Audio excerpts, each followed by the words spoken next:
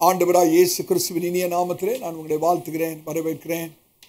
கர்த்தர் நல்லவர், அவருடைய கிருபை என்றும் உள்ளது. கர்த்தருடைய பரிசுத்த நாமத்துக்கு ஸ்தோத்திரம்.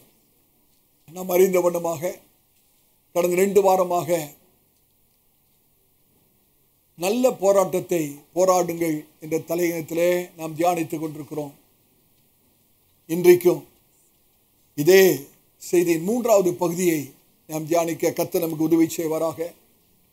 இந்த செய்தி மிக மிக மிக முக்கியம். கடைசி கால சபைக்கு அவசியமான ஒரு செய்தி. காரணம் என்னவென்றால், இன்றைக்கு சபைக்கும் சபையாருக்கும் விரோதமாக சத்துரு பல விதங்களிலே போராடி கொண்டிருக்கிறார். ஆகவே இந்த சத்தியங்கள் நமக்கு கண்டிப்பாக தெரிந்திருக்க வேண்டும். ஆகவேதான் அப்போஸ்தலனாகிய பவுல் கொரிந்து சபைக்கு எழுதும்போது 2 கொரிந்தியர் 2ஆம் அதிகாரம் 11வது வசனத்திலே ஒரு காரியத்தை சொல்கிறார். 2 கொரிந்தியர் 2ஆம் அதிகாரம் 11வது வசனத்திலே அந்த வசனத்தை வாசிங்க. சாத்தானாலே நாம் மோசம் போகாதபடிக்கு, நல்லா கவனிக்கிறீங்களா? சாத்தானாலே நாம் மோசம் போகாதபடிக்கு அப்படி செய்தேன். அவனுடைய தந்திரங்கள் நமக்கு தெரியாதவைகள் அல்லவே. கவனிக்கிறீங்களா? தயவு செய்து அடுத்த சில நிமிஷங்களுக்கு உங்களை சிந்தியை சிதற விடவே விடாதீங்க. காரணம், இந்த செய்தி பிசாசுக்கு பிடிக்காத ஒரு செய்தி. இந்த நேரத்தில் தான் நம்முடைய சிந்தையை திசை திருப்பி பல காரியங்களை ஞாபகப்படுத்தி கர்த்தருடைய வசனத்தை கவனிக்க விடாதபடி அவன் தடை செய்வான். நம்ம மோசம் போயிடக்கூடாது, நம்ம ஏமாந்து போயிடக்கூடாது. நீங்கள் மோசம் போகாதபடிக்கு, ஏமாற்றப்படாதபடிக்கு, வஞ்சிக்கப்படாதபடிக்கு சாத்தானின் தந்திரங்களை நாம் அறியாதவர்கள் அல்லவே.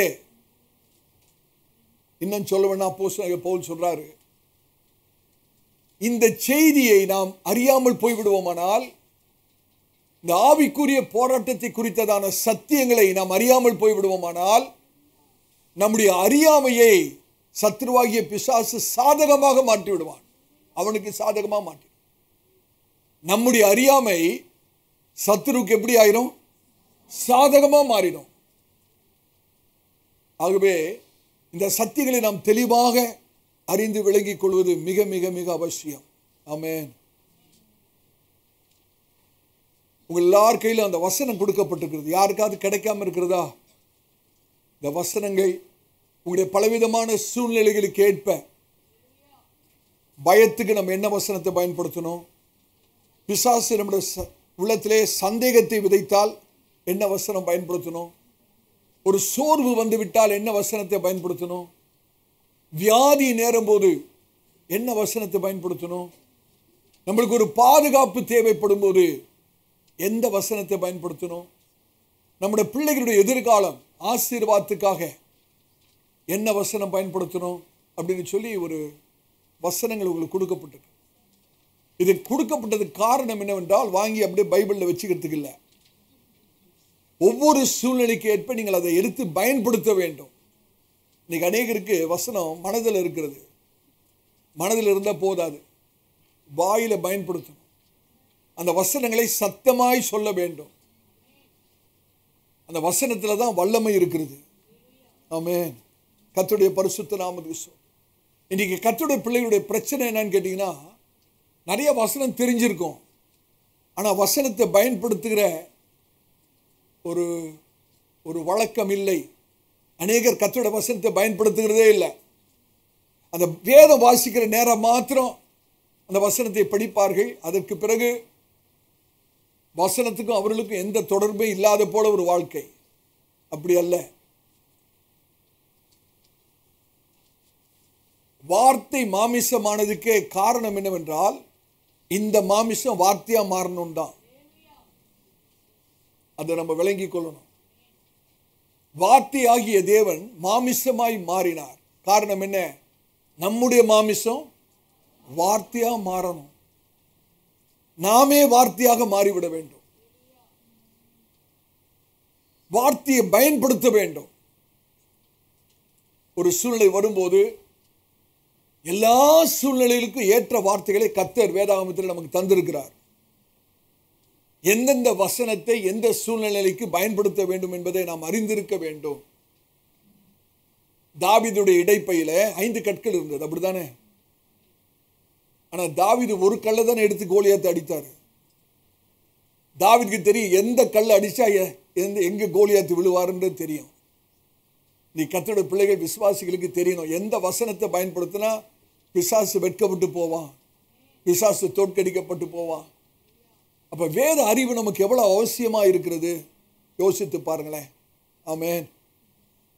ஒரு அந்தகாரம் நம்மை சூழ்ந்து வரும்போது கையில வெறும் டார்ச் லைட் இருந்தா போதுமா? யோசிச்சு பாருங்க. ஒரு அந்தகாரம் சூழ்ந்து வருது, அந்தகாரமா இருக்கு, இருட்டா இருக்கு, என் கையில டார்ச் லைட் இருக்கு, கையில டார்ச் லைட் இருக்குன்னு இருந்தா போதுமா? டார்ச் லைட்டை பயன்படுத்த வேண்டாமா? அந்த டார்ச் லைட்டை நம்ம ஆன் பண்ணணும், அந்த லைட்டை அடிக்கணும். அப்பதான் அந்த அந்தகாரத்திலிருந்து நமக்கு ஒரு பாதுகாப்பு. அப்படிதானே? கையில டார்ச் லைட்டை வச்சுக்கிட்டு ஆனே பண்ணாம இருட்டிலே இருந்தா நமக்கு என்ன ஆகும்? நம்ம விழுந்து போகிறதுக்கு வாய்ப்பு உண்டு. தடுமாறி, நிலை தடுமாறி இருட்டில் நம்ம விழுந்து போகிறதுக்கு வாய்ப்பு இருக்கு. அப்படிதானே? இது ஆவிக்குரியதில் யோசித்து பாருங்கள். அந்தகார சக்திகள் நமக்கு விரோதமாய் வரும்போது கர்த்தர் வெளிச்சமாகி அவரோட வார்த்தையை நம்மளோட கையில கொடுத்திருக்கிறார், டார்ச் லைட்டை கொடுத்திருக்கிறார். நம்ம பயன்படுத்தாம பைபிளை சும்மா இப்படியே வச்சிருந்தா என்ன ஆகும்? இன்னைக்கு தடுமாற்றம் எதற்கு? ஒரு விசுவாசியோட வாழ்க்கையில தடுமாற்றம், ஒரு நிலையான ஒரு வாழ்க்கை இல்லை. தடுமாறத்துக்கு காரணமே கர்த்தருடைய வார்த்தையை நாம் பயன்படுத்தாமல் இருப்பதுதான். இந்த காலை வேளையிலே நான் இதை ஒரு முன்னுரையாக சொல்கிறேன். தயவு செய்து எந்த சூழ்நிலைக்கும் வேதாமத்துக்கு போங்க, கர்த்தருடைய வார்த்தையை எடுத்து பயன்படுத்துங்க. சிந்தனையில் இருந்தால் போதாது, வாயில உரத்த சத்தமாக அந்த கர்த்தருடைய வார்த்தையை நாம் உச்சரித்து அறிக்கை செய்யும் போது கர்த்தருடைய வார்த்தையில் இருக்கிற வல்லமை, அந்த வெளிச்சம் அந்தகார சக்திகளை அப்புறப்படுத்தும். எத்தனை பேர் விசுவாசிக்கிறீங்க? கர்த்தருடைய பரிசுத்த நாமத்துக்கு மகிமை உண்டாவதாக. போன ஞாயிற்றுக்கிழமையிலே நாம் அந்த போர் ஆயுதங்களிலே முதலாவது ஆயுதத்தை நாம் தியானித்தோம். என்னது அது? சத்தியம் என்னும் கட்சை. சத்தியம் என்னும் கட்சை. அதை தான் நாம் இன்றைக்கும் தியானிக்க போகிறோம். ஆவியானவர் உங்களோடு பேச இடம் கொடுங்க, கூர்ந்து கவனிங்கள். சத்தியத்தை நாம் தெளிவாக விளங்கிக் கொள்ள வேண்டும். எடுத்து வாசிங்கள். எபேசியர் 6ஆம் அதிகாரம் 11-12 வசனங்களே வாசிக்கலாம். எபேசியர் 6ஆம் அதிகாரம் 11-12 வசனங்களை நாம் வாசிக்க கேட்போம். உங்களுடைய வேதாகமத்திலே அதை திறந்து பாருங்கள். எபேசியர் 6:11-12. நீங்கள் பிசாசின் தந்திரங்களோடு எதிர்த்து நிற்க, நீங்கள் பிசாசுடைய கிரியைகளோடு அல்ல. கிரியைகளை ஆண்டவராய் இயேசு கல்வாரி சிலுவையிலே ஏற்கனவே அழித்திருக்கிறார். பிசாசுடைய கிரியைகள் எல்லாம் மனுஷகுமாரனாலே கல்வாரி சிலுவையிலே அழிக்கப்பட்டிருக்கிறது. இப்ப நம்முடைய போராட்டம் பிசாசுடைய கிரியைகளோடு அல்ல, பிசாசுடைய தந்திரங்களோடு. இந்த வசனத்தை மட்டுமா வாசிங்க. நீங்கள் பிசாசின் தந்திரங்களோடு எதிர்த்து நிற்க, பிசாசின் தந்திரங்களோடு எதிர்த்து நிற்க திராணி உள்ளவர்களாகும்படி தேவனுடைய சர்வாயுத வர்க்கத்தையும் தரித்துக் கொள்ளுங்கள். தேவனுடைய சர்வாயுத வர்க்கத்தையும் தரித்துக் கொள்ளுங்கள். ஏனெனில் மாம்சத்தோடும் இரத்தத்தோடும் அல்ல, துரைத்தனங்களோடும் அதிகாரங்களோடும் இப்பிரபஞ்சத்தின் அந்தகார லோகாதிபதிகளோடும் வான மண்டலங்களில் உள்ள பொல்லாத ஆவிகளின் சேனைகளோடும் நமக்கு போராட்டம் உண்டு. ஆமென். போராட்டம் உண்டு. நம்முடைய ஆவிக்குரிய யுத்தம் மற்ற மனுஷர்களோடு அல்ல, குடும்ப அங்கத்தினரோடு அல்ல, வேலை செய்கிறவரோடு அல்ல, சக விசுவாசிகளோடு அல்ல. நம்முடைய ஆவிக்குரிய யுத்தம் அந்தகார சக்திகளோடு இருக்கிறது. ஆமென். இப்ப இந்த ஆவிக்குரிய போராட்டத்தில் கர்த்தர் நமக்கு கொடுத்திருக்கிற முதல் ஆயுதம் என்னன்னு கேட்டீங்கன்னா சத்தியம் என்றும் கச்சைதான். சத்தியத்தை கச்சையாக கட்டிக்கொள்ள வேண்டும். சத்தியத்தை கச்சையாக கட்டிக்கொள்ள வேண்டும். இந்த கச்சை தான், இந்த பெல்ட் தான் நம்முடைய ரட்சிப்பின் வஸ்திரத்தையே காக்கிறது, நீதியின் சால்வையை காக்கிறது. அது மாத்திரமல்ல, இந்த போராயுதங்கள், மற்ற எல்லா போராயுதங்களும் இந்த கச்சையில தான் வைக்கப்பட்டிருக்கும். ஆகவேதான் ஆவியானவர் சொல்றாரு, முதலாவது இந்த ஆவிக்குரிய போராட்டத்தில் சத்தியத்தை கச்சையாக கட்டிக்கொள்ளுங்கள். ஆமென். சத்தியம் நம்ம ஏற்கனவே போன ஞாயிற்றுக்கிழமை கவனித்தோம். யோவான் 17ஆம் அதிகாரம் 17வது வசனத்திலே, திருப்பி வாசிக்க நேரமில்லை, வசனமே சத்தியம், அப்படிதானே? அவருடைய வார்த்தையே சத்தியம், அவருடைய வசனமே சத்தியம். இன்னொரு வசனத்தை நாம் கவனித்தோம், சங்கீதம் 119 130. எத்தனை பேருக்கு ஞாபகம் இருக்கிறது? சங்கீதம் 119 130. பார்க்காம சொல்லுங்க பார்ப்போம். நம்முடைய வசனத்தின் பிரசித்தம் வெளிச்சம் தந்து பேதைகளை உணர்வுள்ளவளாக்கும். நம்முடைய வசனத்தின் பிரசித்தம், ஒருவேளை அந்த வார்த்தை பிரசித்தம்ன்றது நமக்கு சுத்த தமிழ்ல இருக்கு, நமக்கு புரியாம இருக்கலாம். ஆனா இங்கிலீஷ் பைபிள் அதை வாசித்தீங்கன்னா, the entrance of thy word giveth light. அந்த இடத்துல பிரசித்தத்துக்கு பதிலாக பிரவேசம்னு வச்சுங்களேன். வசனத்துடைய பிரவேசம். கர்த்தருடைய வசனம் நம்முடைய ஆத்மாவுக்குள்ள போகும்போது அது வெளிச்சமாக மாறுகிறது. நம்முடைய ஆத்மா பிரகாசிக்கப்படுகிறது, அந்தகாரம் நீங்குகிறது. கர்த்தருடைய பரிசுத்த நாமத்துக்கு ஸ்தோத்திரம். அது மாத்திரமல்ல, கர்த்தருடைய வசனம், அந்த வெளிச்சம் நம்முடைய ஆத்மாவில் போகும்போது பேதைகளை கூட ஞானிகளாய் மாற்றுகிறது. பேதைகளையும் ஞானிகளாய் மாற்று. கர்த்தருடைய வசனம் தாங்க அதை செய்ய முடியும். கர்த்தருடைய பரிசுத்த நாமத்துக்கு மகிமை உண்டாவதாக. ஒரு அந்தகார சக்தி, ஒரு அந்தகார வல்லமை கர்த்தருடைய பிள்ளைகளுக்கு நேராய் வரும்போது, ஒரு சந்தேகத்தை நம்முடைய மனதில் விதைக்கும் போது, ஒரு பயத்தை நம்முடைய சிந்தையில வைக்கும் போது, நாம் இந்த வல்லமை உள்ள வெளிச்சமாகிய கர்த்தருடைய வார்த்தையை அந்த அந்தகார சக்தியின் மேல் வீசுவோமானால் அந்த அந்தகாரம் நிச்சயமாய் விலகும். கர்த்தருடைய பரிசுத்த நாமத்துக்கு ஸ்தோத்திரம். ஆகவே நம்முடைய பாவிக்குரிய போராட்டத்திலே முதல் போராயுதம் சத்தியம் என்னும் கச்சை. இந்த அந்தகார சக்திக்கு விரோதமாக வேத வசனம் என்ற வல்லமை உள்ள வெளிச்சம் தான் நமக்கு ஜெயத்தை தர முடியும். ஹல்லேலூயா. ஆனால் தான் சங்கீதக்காரன் அந்த 119 சங்கீதம் 130 வசனத்திலே, 119 சங்கீதம் 130 வசனத்திலே, உம்முடைய வசனத்தின் பிரவேசம் வெளிச்சம் தந்து பேதைகளை உணர்வுள்ளவளாக்கும். உம்முடைய வசனத்தின் பிரவேசம், நல்ல கவனிக்கிறீங்களா? அப்ப கர்த்தருடைய வார்த்தை வசனம் நம்முடைய ஆத்துமாக்குள்ள வரும்போது என்னத்தை தருகிறது? என்னத்தை தருகிறது? சத்தமா சொல்லணும். வெளிச்சத்தை தருகிறது. ஒவ்வொரு விஷயம் கர்த்தருடைய வார்த்தை உங்களுடைய ஆத்துமாக்குள்ள போகும்போது என்ன உண்டாகிறது? வெளிச்சம் உண்டாகிறது. அந்த வசனத்துல நீங்க ஒன்றை குறிச்சுக்கணும், அண்டர்லைன் பண்ணணும். உம்முடைய வசனம். உம்முடைய வசனம். யாருடைய வசனம் அது? யாருடைய வார்த்தை அது? கர்த்தருடைய வார்த்தை. கர்த்தருடைய வார்த்தை. மனுஷருடைய வார்த்தைகள் அல்ல, நம்முடைய சொந்த வார்த்தைகள் அல்ல. மனுஷருடைய வார்த்தை, நம்முடைய சொந்த வார்த்தைலாம் வெளிச்சத்தை தராது. கர்த்தருடைய வார்த்தை, அவருடைய வசனம் உள்ள போகும்போது வெளிச்சத்தை தருகிறது. அது உண்மையானால், நல்லா கவனிங்க, இது உண்மையானால் சத்துரு நம்ம கிட்ட பேசுகிற வார்த்தை உள்ள போனா என்ன ஆகும்?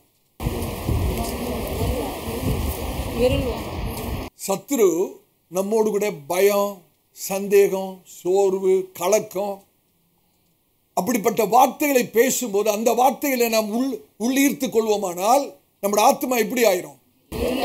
சத்தமா சொல்லுங்க, இருள் அடைஞ்சிரும். இன்னைக்கு அநேக கர்த்தருடைய பிள்ளைகளுடைய ஆத்மா இருள் அடைஞ்சிருக்கிறது. காரணம் என்ன தெரியுமா? சத்துரு சொல்றதெல்லாம் நம்புறது. அந்த அந்தகார சக்திகள், அசுத்தாவிகள், போடுகிற சிந்தனை காரியங்கள் எல்லாவற்றையும் அப்படியே நம்பி விசுவாசித்து பிசாசு சொல்லுவான் ஒண்ணுமே நடக்காது. அந்த வார்த்தையை நீங்க உள்ள வாங்கிட்டீங்கன்னா என்ன வந்துடும்? உள்ள உனக்கு சுகமே கிடைக்காது. அந்த வார்த்தையை உள்ள வாங்கிட்டீங்கன்னா என்ன வந்துடும்? உனக்கு வேலையே கிடைக்காது. அந்த வார்த்தையை உள்ள வாங்கிட்டீங்கன்னா என்ன வந்துடும்? நீ வாழ்க்கையில முன்னுக்கு வரவே முடியாது. அந்த வார்த்தையை உள்ள வாங்கிட்டீங்கன்னா என்ன வந்துடும்? சொல்லுங்க. இருள் வந்துடும். நீங்க அநேகருக்குள்ள இப்படிதான் இருள் வந்திருக்கிறது. கர்த்தருடைய வார்த்தை நமக்குள்ளாக பிரவேசிக்கும் போது அது வெளிச்சத்தை தருகிறது. ஆனால் அதே சமயத்தில் பிசாசு பேசுகிற வார்த்தை நமக்குள்ளே வர நாம் இடம் கொடுப்போமானால் நமக்குள்ளே ஒரு இருள் வந்துவிடும். இதுதாங்க ஏதேன் தோட்டத்தில் ஏவாளுக்கு நடந்த விஷயம். சத்துரு பேசுறான், அந்த அம்மா கேட்குது, அந்த அம்மாவுடைய இறுதி இருள் அடைகிறது. கர்த்தர் சொன்ன வார்த்தையெல்லாம் மறந்து போயிடுச்சு. ஒரு தோற்கடிக்கப்பட்ட வாழ்க்கை. அது மாத்திரமல்ல, அதே சங்கீதத்தில் வாசிக்கிறோம், பேதைகளை உணர்வுள்ளவாக்கும். உலக அறிவே இல்லாம கூட இருக்கலாம், ஞானமே இல்லாம கூட இருக்கலாம். எவ்வளவுக்கு எவ்வளவு கர்த்தருடைய வார்த்தை உங்களுக்குள்ளே போகிறதோ அவ்வளவுக்கு அளவு ஞானவான்களாய் மாறுவீர்கள். ஒரு சூழ்நிலையை சரியா நம்ம புரிஞ்சு கொள்ளணும், குழப்பம் நீங்கணும். இதுக்கு ஒரே ஒரு வழி என்ன தெரியுமா? கர்த்தருடைய வார்த்தை உள்ள போகணும்.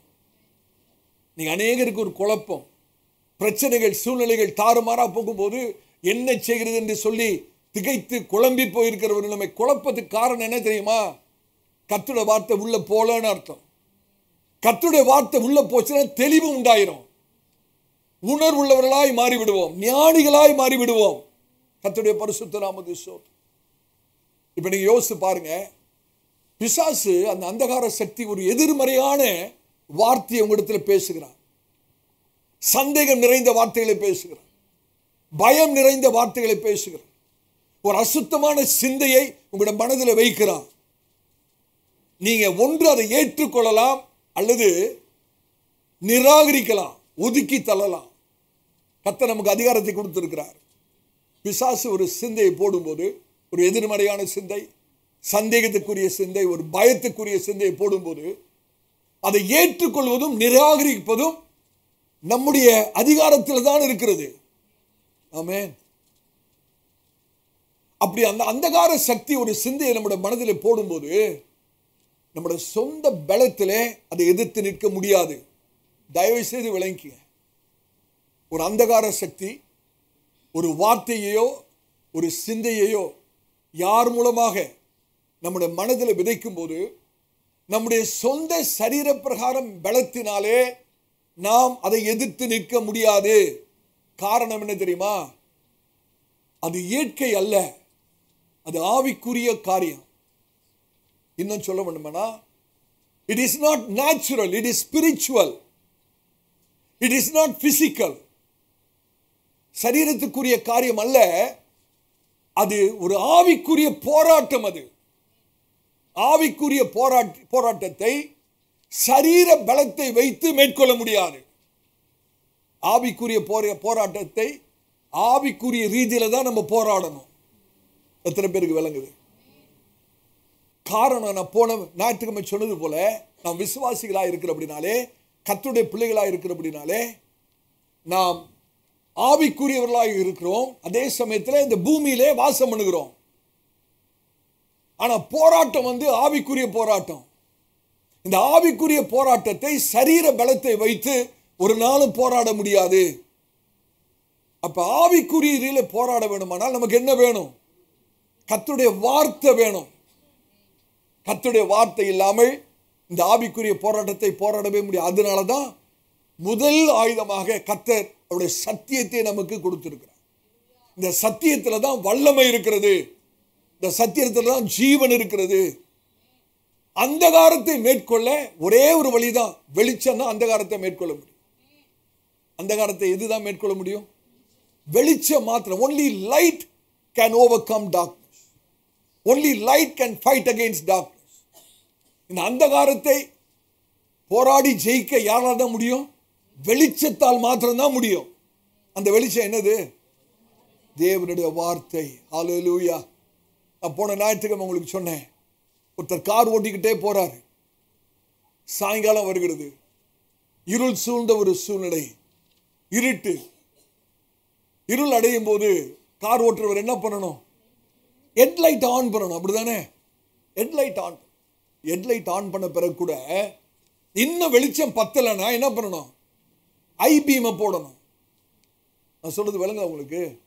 சில சமயம் வெளிச்சம் பத்தாம போயிடும். அந்தகாரம் அவ்வளோ அந்தகாரம் வருகிறபடினாலே அந்த ஹெட்லைட்டு கூட சில சமயம் தெளிவா இருக்காது. அதனாலதான் கார்ல என்ன வச்சிருக்காங்க? ஹை பீமை வச்சிருக்காங்க. இதுதாங்க ஆவிக்குரிய நிலைமையிலும் சில சமயத்தில் அந்த அந்தகார சக்திகள் கர்த்தருடைய பிள்ளைகளை வந்து தாக்கும் போது அதுக்கு ஏற்ற விதத்திலே அளவிலே அந்த வெளிச்சம் அதிகரிக்கப்பட வேண்டும். கர்த்தருடைய வார்த்தையை நான் பயன்படுத்துகிற விதம் அதிகரிக்கப்பட வேண்டும். கர்த்தருடைய பரிசுத்த நாமத்துக்கு இப்படிதாங்க ஆண்டவராகிய இயேசு அந்த வனாந்தரத்திலே பிசாசை மேற்கொண்டு ஜெயித்தார். ஆமென். இன்னும் சொல்லணும்னா அந்த அந்தகாரத்துக்கு நிகரான ஒரு வெளிச்சம் வேணும். என்ன எப்படி சொல்றேன்னு கேட்டீங்கன்னா, the light that we use should be proportionate to the darkness that the devil brings before us. பிசாசு நமக்கு முன்பாக கொண்டு வருகிற அந்த அந்தகாரத்துக்கு ஏற்ற விதத்திலே நாம் வெளிச்சத்தை பயன்படுத்த கற்றுக்கொள்ள வேண்டும். ஆமென். அதற்கு முதலாவது ஆயுதம் தான் சத்தியம் என்னும் கச்சை. இந்த முதல் போராட்டத்திலே நாம் தோற்றுவிட்டோம் என்றால் நம்முடைய வாழ்க்கையிலே மற்ற எல்லா பகுதிகளிலும் தோல்வி அடைந்துவிடும். தயவு செய்து விளங்கிக்கங்க. இந்த முதல் கட்டத்திலே இந்த சத்தியம் என்னும் கச்சை இருக்குல்ல, அதுதான் முதல் கட்ட போராட்டம். இந்த முதல் கட்ட போராட்டத்திலே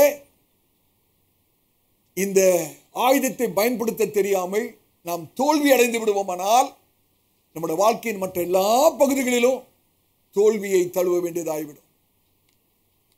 இன்னும் வேற விதமா சொல்லணும்னா, இந்த சத்தியம் என்னும் கட்சியை நாம் கட்டாம விட்டு விடுவோம்னா கர்த்தர் நமக்கு கொடுத்த அநேக ஆசீர்வாதங்களை நாம் இழந்து போக நேரிடும். ஆமென்.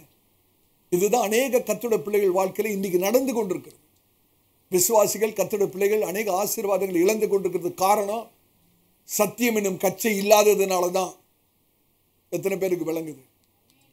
ஒரு கஷ்டமான சூழ்நிலைகளை சந்திக்கும் போது, ஒரு அந்தகாரம் உங்களுக்கு விரோதமாய் செயல்படும் போது கர்த்தருடைய வசனம் நம்முடைய சிந்தையில் இருந்தால் போதாது, நம்முடைய வாயில வரணும். அநேகர் சொல்லுவாங்க, கர்த்தருடைய வசனம் எனக்கு ஞாபகம் இருக்கு. ஞாபகம் இருந்து பிரயோஜனம் இல்லை. கர்த்தருடைய வசனத்தை சிந்தையில வைக்கிறது போதாது, அதை நம் வாயிலே அதை உச்சரிக்க வேணும், அறிக்கை செய்ய வேண்டும். கர்த்தருடைய பரிசுத்த நாமத்தை சொல்ல நான் ஏற்கனவே சொன்னேன், 7 ஆயுதங்கள், அப்படிதானே? முதலாவது என்னது? சத்தியம் என்னும் கச்சை. இரண்டாவது நீதி என்னும் மார்க்க வசனம். மூன்றாவது சுவிசேஷம் என்னும் பாதரட்சைகள். நான்காவது விசுவாசம் என்னும் கேடகம். ஐந்தாவது இரட்சணியம் என்னும் தலைசீர். ஆறாவது ஆவியின் பட்டயம். ஏழாவது ஆவியில் ஜெபம் பண்ணுதல். இந்த 7 ஆவிக்குரிய போராயுதங்களையும் வைக்க வேண்டிய இடம் மனது, பயன்படுத்த வேண்டியது நம்முடைய வாய். நம்முடைய வாயில தான் இந்த 7 போராயுதங்களையும் பயன்படுத்தும்படியாக கர்த்தர் வைத்திருக்கிறார். ஆமென். ஆகவே தான் சொல்றேன், கர்த்தருடைய வசனம் மனதில் அளவில் இருந்தால் போதாது, நம்முடைய வாயில அதை எடுத்து சொல்லி அறிக்கை செய்து பயன்படுத்த பழகி கொள்வோமானால் கர்த்தர் நமக்கு ஒரு பெரிய ஜெயத்தை வைத்திருக்கு. நீங்க சிந்தித்து பாருங்க, ஏதேன் தோட்டத்தில் பிசாசு ஏவாளை எப்படி வஞ்சித்தான்? வார்த்தை தான் பேசணும், வார்த்தையை தான் பேசணும். நீங்க சிந்தித்து பார்க்கணும். கர்த்தர் சிருஷ்டித்த ஒரு நபரை சத்துருவாகிய பிசாசு தன்னுடைய வாயை பயன்படுத்தி வஞ்சிக்கிறான் என்றால், ஒரு கர்த்தருடைய பிள்ளை கர்த்தர் கொடுத்த வாயை பயன்படுத்தி அந்த பிசாசை எவ்வளவாய் தோற்கடிக்கப்பட வேண்டும். நான் சொல்ற சத்தியம் விளங்குது உங்களுக்கு? பிசாசு தன்னுடைய வாயை வச்சுதான் கர்த்தருடைய பிள்ளைகளை ஏமாத்துறான். வாயை வச்சு ஏமாத்துறான்னா அவன் நேரடியா வந்து பேச மாட்டான். இன்னொருத்தரை வச்சு உங்களை சோறுகிற வார்த்தைகள், பயமுறுத்துகிற வார்த்தைகள், சந்தேகப்படுகிற வார்த்தைகள். திடீர்னு ஒருத்தர் வந்து சொல்லுவார், பிரதர் இதெல்லாம் நடக்காது பிரதர், வேஸ்டா உங்க டைம் வேஸ்ட் பண்ணாதீங்க, முயற்சியெல்லாம் பண்ணாதீங்க. இதெல்லாம் நடக்காது, இதெல்லாம் சாத்தியமே இல்லை. நம்ம நினைச்சிட்டு இருக்கோம் அந்த பிரதர் தான் பேசுறாருன்னு. ஆனா அந்த பிரதர் இல்லை, அந்த பிரதர் வாய் தான். ஆனா பேசுறது யாரு? பிசாசு. பிசாசு உங்களை சோர்வுற பண்ணும்படியாக, கர்த்தருடைய அன்பை சந்தேகிக்கும்படியாக, கர்த்தருடைய தயாபரத்தை சந்தேகிக்கும்படியாக வார்த்தையை கொண்டுதான் இன்னைக்கு பிசாசு வஞ்சித்துக் கொண்டிருக்கிறான். ஏவாள் வஞ்சிக்கப்பட்டது, பிசாசு பேசுறான், இந்த அம்மா கேக்குது. அப்ப பிசாசு தன்னுடைய வாயை பயன்படுத்தி கர்த்தருடைய பிள்ளைகளை வஞ்சிக்கிறான் என்றால், கர்த்தருடைய பிள்ளைகள் தங்களுடைய வாயை பயன்படுத்தி எவ்வளவாய் பிசாசை தோற்கடிக்க வேண்டும். ரொம்ப முக்கியமான காரியத்தை நான் பேசு. துரதிர்ஷ்டவசமாக இன்னைக்கு கர்த்தருடைய பிள்ளைகள் எதுல ரொம்ப சிறந்து இருக்காங்கன்னு கேட்டீங்கன்னா, மனுஷருக்கு விரோதமா பேசுகிற காரியத்துல ஸ்பெஷலிஸ்டா இருக்க. எதுல ஸ்பெஷலிஸ்ட்? மனுஷருக்கு விரோதமா. உங்களுக்கு தெரியுமா, அந்த பிரதர் இப்படி, அந்த சகோதரி இப்படி, இந்த ஊழியக்கார் இப்படி. வாய் எதுக்குங்க பயன்படுத்துறோம்? கர்த்தர் கொடுத்த வாய் எதுக்கு பயன்படுத்துறோம்? மனுஷருக்கு விரோதமாக, இன்னொரு சகோதரனுக்கு விரோதமாக, சகோதரிக்கு விரோதமாக பேசுகிறதுல நம்முடைய வாயை பயன்படுத்தி கொண்டிருக்கிறோம். அதனாலதான் ஜெயம் இல்லை. பிசாசுக்கு விரோதமா பேச பழகல. இன்னும் கர்த்தருடைய வார்த்தையை எடுத்து பிசாசுக்கு விரோதமா பேச கர்த்தருடைய பிள்ளைகள் இன்னும் பழகவில்லை. அதனாலதான் ஜெயம் இல்லாமல் இருக்கிறது. மனுஷட்டியே பேசி பழகிட்டோம், மனுஷட்டியே பேசி பழகிட்டோம். நான் ஒன்று சொல்லிட்டா, தயவுசெய்து கவனிங்கள். கர்த்தருடைய வார்த்தையை நம் வாயை கொண்டு பயன்படுத்துகிற விதம் என்று வரும்போது ரெண்டு காரியங்கள் இருக்கிறது. கர்த்தருடைய வார்த்தையை நம்முடைய வாயை கொண்டு பயன்படுத்துகிற விஷயத்தில் ரெண்டு காரியங்கள் இருக்கிறது. ஒன்று, கர்த்தருடைய வார்த்தையை, இந்த வார்த்தையை ஆண்டவரிடத்தில் பேசி அவர் கொடுத்த வாக்குத்தத்தங்களை உரிமை பாராட்டுகிறது. ஆண்டவரே, என்னோட குடும்பத்தில் சமாதானம் தருவேன்னு சொன்னீங்களே, என்னுடைய தேவையை சந்திப்பேன்னு சொன்னீங்களே, உனக்கு ஆரோக்கியம் உண்டாகுன்னு சொன்னீங்களே அப்படின்னு சொல்லி வார்த்தையை கொடுத்த கர்த்தரிடத்திலேயே பேசி வாக்குத்தத்தங்களை உரிமை பாராட்டுகிறது ஒரு அனுபவம். இரண்டாவது, கர்த்தருடைய வார்த்தையை எடுத்து பிசாசு என்னிடத்தில் அதிகாரத்தோடும் வல்லமையோடும் பேசி, எப்படி ஆண்டவராய் இயேசு சத்துருவாகிய பிசாசை வனாந்திரத்திலே தோற்கடித்தாரோ, வார்த்தையை கொண்டு தோற்கடித்தாரோ, அதே போல கர்த்தருடைய வார்த்தையை எடுத்து பிசாசு இடத்திலே அதிகாரத்தோடு பேசி ஜெயம் பெறுவது. ரெண்டு காரியம் எத்தனை பேருக்கு தெளிவாக விளங்குகிறது? கர்த்தருடைய வார்த்தையை பயன்படுத்துகிற விஷயத்துல ரெண்டு காரியங்கள் இருக்குது. ஒன்று, முதலாவது என்னது? யார்கிட்ட பேசுறது? ஆண்டவரே, இப்படி உங்களோட வார்த்தையில நீங்க சொல்லியிருக்கீங்களே, எனக்கு அதை செய்யுங்க ஆண்டவரே அப்படின்னு சொல்லி ஆண்டவர்கிட்ட பேசுறது. ரெண்டாவது, இந்த வார்த்தையை எடுத்துக்கொண்டு யார்கிட்ட பேசுறது? பிசாசு. இப்படி எழுதி இருக்கிறது, சத்துருவே இப்படி எழுதி இருக்கிறது. அன்னைக்கு பிசாசு வனாந்தரத்தில் ஆண்டவர்கிட்ட சொன்னா, ஆண்டவரே இப்படி எழுதி இருக்கிறது, நீ தாழ விழும், அங்கிருந்து குதியும், தூதரை அனுப்பி உண்மை கரங்களில் ஏந்தி கொள்வான்னு எழுதி இருக்கிறது. ஆண்டவர் சொன்னா, இப்படி எழுதி இருக்கிறது. கர்த்தருடைய வார்த்தையை வைத்து கர்த்தர் ஜெயம் எடுத்தது போல கர்த்தருடைய வார்த்தையை பிசாசு இடத்துல பேசணும், சூழ்நிலை இடத்துல பேசணும். மனுஷர்கிட்ட பேசுறதை விட்டுருங்க. சொந்த வார்த்தையை கொண்டு மனுஷனிடத்துல பேசுறதை விட்டுட்டு கர்த்தருடைய வார்த்தையை எடுத்து கர்த்தரிடத்துல பேச பழகுங்க. பிசாசுக்கு விரோதமா அந்த வார்த்தையை சொல்லி பழகுங்க.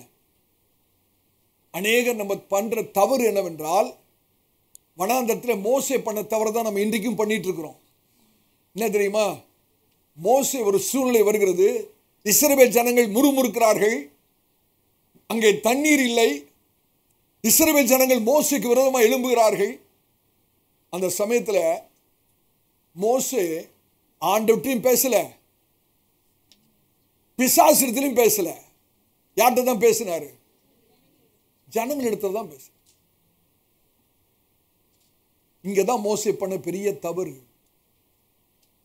யார் அவர்களை முறுமுறுக்க செய்கிறது? சத்துருவாகிய பிசாசு. ஒண்ணு மோசே ஆண்டவர்கிட்ட பேசியிருக்கணும், அல்லது முறுமுறுக்கிற ஆவி இடத்துல பேசியிருக்கணும். மோசே ஆண்டவர்கிட்டையும் பேசல, அந்த முறுமுறுக்கிற ஆவி இடத்திலும் பேசல. யார் இடத்திலும் பேசினாரு? ஜனங்களிடத்துல பதறி பேச போட்டிருக்கா பைபிள்ல. ஆண்டு சொல்றார் மோசேட்ட, கண்மலையை பார்த்து பேசு. அந்த கண்மலை யாரு?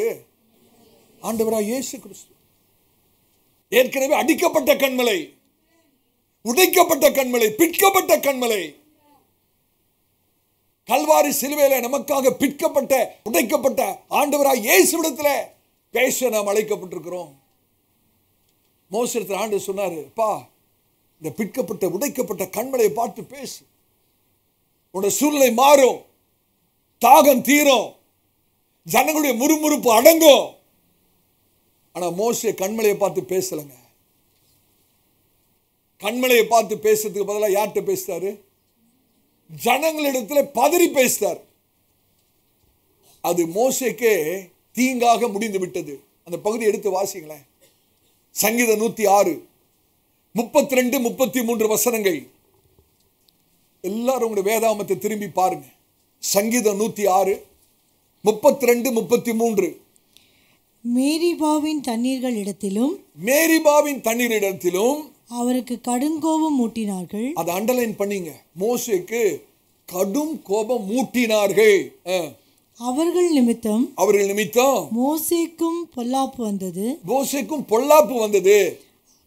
அவர்கள் அவன் ஆவி விசனப்படுத்தினதினாலே, அவர்கள் மோசேயுடைய ஆவியை விசனப்படுத்தினதினாலே தன் உதடுகளினால் பதறி பேசினான். தன் உதடுகளினால் பதறி மனுஷரிடத்திலே, இஸ்ரவேல் ஜனங்களிடத்திலே பேசினான்.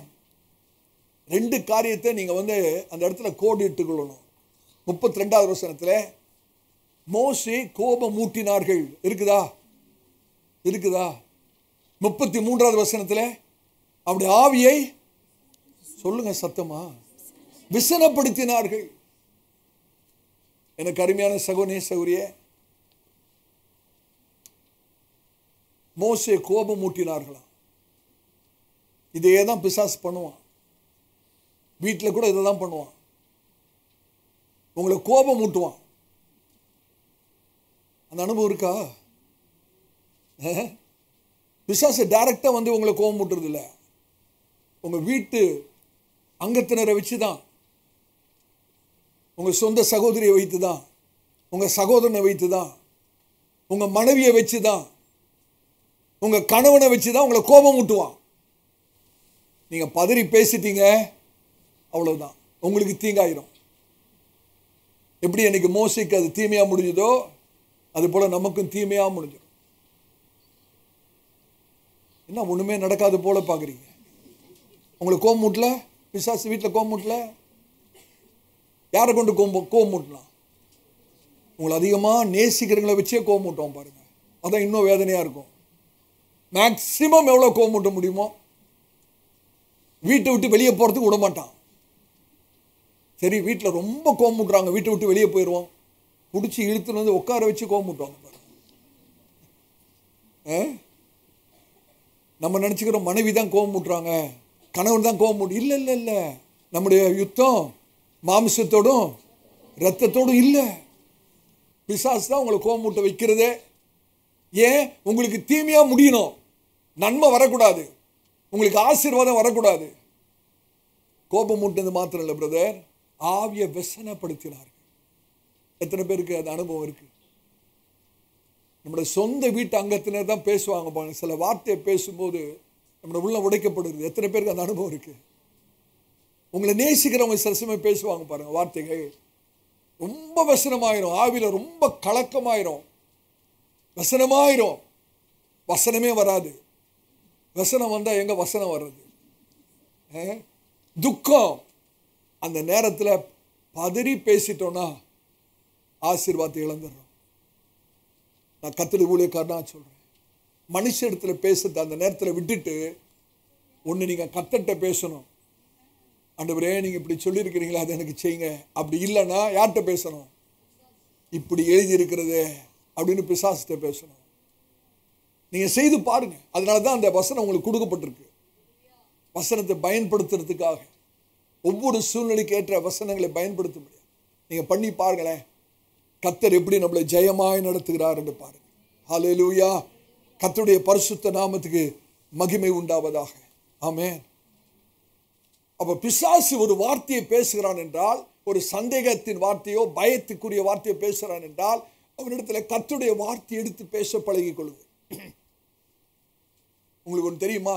சர்வ வல்லமையுள்ள தேவன் வார்த்தையாக வந்தார். சர்வ வல்லமையுள்ள அண்ட சராசரங்களை படைத்தவர் தன்னை வார்த்தையாக சுருக்கிக் கொள்கிறார். காரணம் என்ன? ஏன் சர்வ வல்லமையுள்ள கர்த்தர் வார்த்தையாக மாறணும்? இதற்கு என்ன காரணம்? வார்த்தையாக மாறினாரு. பிறகு அவரை நாம் விளங்கிக் கொள்ளும்படியாக அந்த வார்த்தை எப்படியாக மாறினது? மாம்சமாக மாறினது. ஏன் மாம்சமாக? வார்த்தை மாம்சமாக ஏன் மாறுது? நம்முடைய மாம்சம் வார்த்தையா மாறும்படியாக. ஆண்டவராக இயேசு பிறகு உயிர் தெளிந்து பரமேறின பிறகு மாம்சமா இருந்தவர் மறுபடியுமாக வார்த்தையாக மாறி, இப்பொழுது ஆண்டவர் எப்படி இருக்கிறாரு? வார்த்தையாக இருக்கிறார். ஏன் சர்வ வல்லமையுள்ள தேவன் வார்த்தையா மாறணும்னா அதுக்கு காரணம் என்ன? நல்ல கவனிங்க. ஏதேன் தோட்டத்தில் பிசாசு மனுஷனை வஞ்சித்ததே வார்த்தையினாலதான். அப்படிதானே? ஆகவே இன்றைக்கு கர்த்தர் அவரே தன்னை வார்த்தையாக மாற்றி நம்முடைய கரத்திலே கொடுத்திருக்கிறார். அவரையே வார்த்தையாக மாறி நம்முடைய கரத்திலே கொடுத்திருக்கிறார். நீ என்ன பயன்படுத்துப்பா. அன்றைக்கு பிசாசு வார்த்தையினாலதான் மனுஷனை, நான் சிருஷ்டித்த மனுஷனை வஞ்சித்தான். ஆகவே இன்றைக்கு என்னையே வார்த்தையாய் கொடுக்கிறேன். அந்த சத்துருவாகிய பிசாசை வார்த்தையை கொண்டு நீ வெல்ல வேண்டும். சத்தியம் விளங்குதா உங்களுக்கு? ஏன் சர்வ வல்லமையுள்ள தேவன் வார்த்தையா மாறினார்னா அந்த வார்த்தையை வச்சுதான் பிசாசு தேவன் சிருஷ்டித்த மனுஷனை வஞ்சித்தான். ஆகவே கர்த்தர் இந்த வார்த்தையை நம்மிடத்தில் அவரையே தன் வார்த்தையாக கொடுத்து நீ என்னை பயன்படுத்தி அந்த பிசாசை நீ மேற்கொள்ள வேண்டும், பிசாசை தோற்கடிக்க வேண்டும், பிசாசை ஜெயிக்க வேண்டும் என்று சொல்லிதான் கர்த்தர் இன்னைக்கு நமக்கு இந்த வார்த்தையை கொடுத்திருக்கிறார். ஆனா நம்ம செய்யற தவறு என்ன தெரியுமா? இந்த வார்த்தையை ஞாயிற்றுக்கிழமை ஆராதனை வேலை கேட்கிறதோட சரி, பயன்படுத்துகிறதே இல்லை. வாரம் முழுவதும் கர்த்தருடைய வார்த்தையை நம்ம பயன்படுத்துறது இல்லை. ஞாயிற்றுக்கிழமை ஒரு நாள் கர்த்தருடைய வார்த்தையை கேட்டு போயிடுறோம். அதோட அடுத்த ஞாயிற்றுக்கிழமை தான். இல்லை சகோதரனே, அநேக ஆசீர்வாதங்களை இழந்து விடுவோம். இன்னைக்கு தயவு செய்து ஒரு தீர்மானம் பண்ணுங்க. ஆண்டவரே, ஒவ்வொரு நாளும் என்னோட ஒவ்வொரு சூழ்நிலைக்கும் என்னத்தை பயன்படுத்த போறேன்? வார்த்தையை பயன்படுத்த, நம்முடைய வசனத்தை பயன்படுத்த. சிந்தையில மாத்திரமில்லை, வாயில அறிக்கை செய்து பிசாசுக்கு விரோதமாக கர்த்தருடைய வார்த்தையை நான் பேசி பழக போகிறேன். நீங்க செய்து பாருங்களேன். கர்த்தர் நமக்கு ஒரு பெரிய ஜெயத்தை வைத்திருக்கிறார். கர்த்தருடைய பரிசுத்த நாமத்துக்கு ஸ்தோத்திரம். ஆமென். ஆண்டவராக இயேசுவோட நாமத்திலே ஒரு பெரிய வல்லமை உண்டு. அந்த ஆண்டவர் இயேசு, இயேசு என்ற நாமம் சர்வ வல்லமுள்ள நாமம். அப்படிதானே? புதிய ஏற்பாட்டில் ஒரு வசனம் இருக்கிறது, வாசிங்க. மார்க் 16ஆம் அதிகாரம் 17ஆம் வசனத்தை வாசிங்க. ஒரு காரியத்தை நம்ம விளங்கிக்கணும். அதனால தான் அந்த வசனத்தை நான் பேசுறேன். மார்க் 16ஆம் அதிகாரம் 17ஆம் வசனம். விசுவாசிக்கிறவர்களால் நடக்கும் அடையாளங்கள் ஆவன, விசுவாசிக்கிறவர்களால் நடக்கும் அடையாளங்கள் ஆவன, என் நாமத்தினாலே, நல்ல கவனிங்க, என் நாமத்தினாலே பிசாசுகளை துரத்துவார்கள், பிசாசுகளை துரத்துவார்கள், நவமான பாஷைகளை பேசுவார்கள். என் நாமத்தினாலே நவமான பாஷைகளை பேசுவார்கள். இந்த இடத்துல ஆண்டு ரெண்டு காரியத்தை சொல்றேன். என் நாமத்தினாலே பிசாசுகளை துரத்துவார்கள், என்னோட நாமத்தினாலே நவமான அந்நிய பாஷைகளை பேசுவார்கள் என்று சொல்றேன். நல்லா கவனிக்கிறீங்களா? நீங்க கீழ்த்தளத்தில் இருந்தாலும் மேல் தளத்தில் இருந்தாலும் தயவு செய்து கவனிங்க. உங்களுடைய சிந்தையை திசை திருப்ப தயவு செய்து விடாதீங்க, சத்தியத்தை விட்டுறாதீங்க. என் நாமத்தினாலே பிசாசுகளை துரத்துவீர்கள் ஆண்டவர் சொல்றார். இன்னைக்கு அநேக கிறிஸ்தவர்கள் ஆண்டவராய் இயேசுவின் நாமத்திலே என்று சொல்லியும் ஒண்ணுமே நடக்க மாட்டேன். யோசிச்சு பார்த்தீங்களா? நீங்களே எத்தனை தடவை ஆண்டவர் இயேசுவின் நாமத்தில்னு சொல்லியிருப்பீங்க. ஏதாவது நடந்துச்சா? ஏன் பிரதர்? ஆண்டவராய் இயேசுவோட நாமம் எவ்வளவு வல்லமை உள்ள நாமம், பிசாசை துரத்துகிற நாமம், வியாதியை குணமாக்குற நாமம், சூழ்நிலையை மாற்றுற நாமம், சர்வ வல்லமுள்ள நாமம். இன்னைக்கு அந்த நாமத்தை நம்ம பயன்படுத்துறோம், ஒன்றும் நடக்க மாட்டேன். எத்தனை பேர் சொல்றீங்க, ஆமாம் பாஸ்டர் நானும் இயேசுவின் நாமத்தில் எவ்வளோ சொல்லி பார்த்தேன், ஒன்றும் நடக்கலை. வியாதி வந்துச்சு, இயேசுவின் நாமம்னு சொன்னேன், ஒன்றுமே நடக்கலை. நடக்கலைன்னா 2 காரணம் இருக்கு. ஒன்று, வேதாகமம் தப்பா இருக்கணும். அப்படி இல்லைன்னா வேதாகமம் நமக்கு புரியாம இருக்கணும். ஒன்று, வசனம் தப்பா இருக்கணும், அல்லது நமக்கு வசனம் புரியாம இருக்கணும். ஆனா சத்தியம் என்னன்னா, வசனம் நமக்கு புரியல. ஏன்னா வேதம் தப்பா இருக்குமா? வேதம் தப்பா இருக்கிறதுக்கு வாய்ப்பே இல்லை. அப்பனா என்ன? வசனம் நமக்கு புரியல. அந்த வசனத்தோட அர்த்தத்தை நம்ம சரியா விளங்கிக்கலன்னு அர்த்தம். சரியா விளங்கிக்கலன்னு அர்த்தம். என் நாமத்தினாலே பிசாசுகளை துரத்துவீர், என் நாமத்தினாலே என்று சொல்லும்போது யோசிச்சு பாருங்களேன். என் நாமத்தினாலே நவமான பாஷையில பேசுவேன்னு சொல்லியிருக்காரா? இப்போ நம்ம அந்நிய பாஷை பேசுறோம், இயேசுவின் நாமத்திலேன்னு சொல்லிட்டா பேசுறோம். அந்நிய பாஷை தானா வருது இல்ல? தானா வருது இல்ல? இயேசுவின் நாமத்தில் அந்நிய பாஷை பேசுறேன்னு சொல்லிட்டு பேசுறோமா? ஆனால் மற்ற சமயத்தில் மாத்திரம் இயேசுவின் நாமத்தில் வியாதி சுகமாகணும், இயேசுவின் நாமத்தில் பிசாசு ஓடணும், அதை மாத்திரம் அப்படி சொல்கிறோமே. ஆனால் அந்நிய பாஷை பேசும்போது மாத்திரம் நம்ம என்ன பண்ணுறது இல்லை, இயேசுவின் நாமத்தின்னு சொல்லிட்டா பேசுகிறோம். அப்போ அதில் ஏதோ ஒரு அர்த்தம் இருக்குதுல்ல, என் நாமத்தினாலேன்னு அர்த்தம். என்னன்னா, எபிரேயத்தில் அந்த நாமம் என்ற வார்த்தைக்கு, ஈப்ரூ ஸ்டூடெண்ட்ஸ் இருக்கீங்களா, என்னது? ஷெம். ஷெம், நாமம் என்ற தமிழ் வார்த்தைக்கு நேம், அந்த வார்த்தைக்கு எபிரேய வார்த்தை ஷெம். ஷெம்னா என்ன தெரியுமா? குணாதிசயம், கேரக்டர், நேச்சர். ஆண்டவராகிய இயேசு கிறிஸ்துவுடைய சுவாபம் இருந்தாதாங்க வல்லமை கிரியை செய்யும். நமக்குள்ள அவருடைய சுவாபம் இருக்கணும். நம்ம மாமிச சுவாபத்தில் செயல்பட்டுட்டு இயேசுவின் நாமத்தில் போ பிசாசு, இயேசுவின் நாமத்தில் வியாதி சுகமாக எப்படி நடக்கும்? என்ன அர்த்தம்? என் நாமத்தினாலே பிசாசை துரத்துவீங்கன்னா, என் நாமத்தை சொல்லி துரத்துவீன்னு சொல்லல.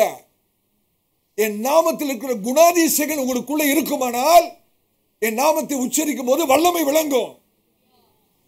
எத்தனை பேருக்கு விளங்குது? அதே நாமம் என்ற வார்த்தை கிரேக்கத்துக்கு நீங்க போனீங்கன்னா, கிரீக்ல போனீங்கன்னா ஒனாமான்னு போட்டிருப்பாங்க. கிரீக்ல, எபிரேயத்துல ஷெம்னு இருக்கும், ஆனா கிரீக்ல ஒனாமான்னு இருக்கும். ஒனாமானா இந்த நேம் ஆஃப் இல்ல, இந்த கேரக்டர் ஆஃப். ஒனாமானா என் நாமத்தினாலே, என் நாமத்தில் அல்ல, என் நாமத்தில் இருக்கிற சுவாபத்தினாலே,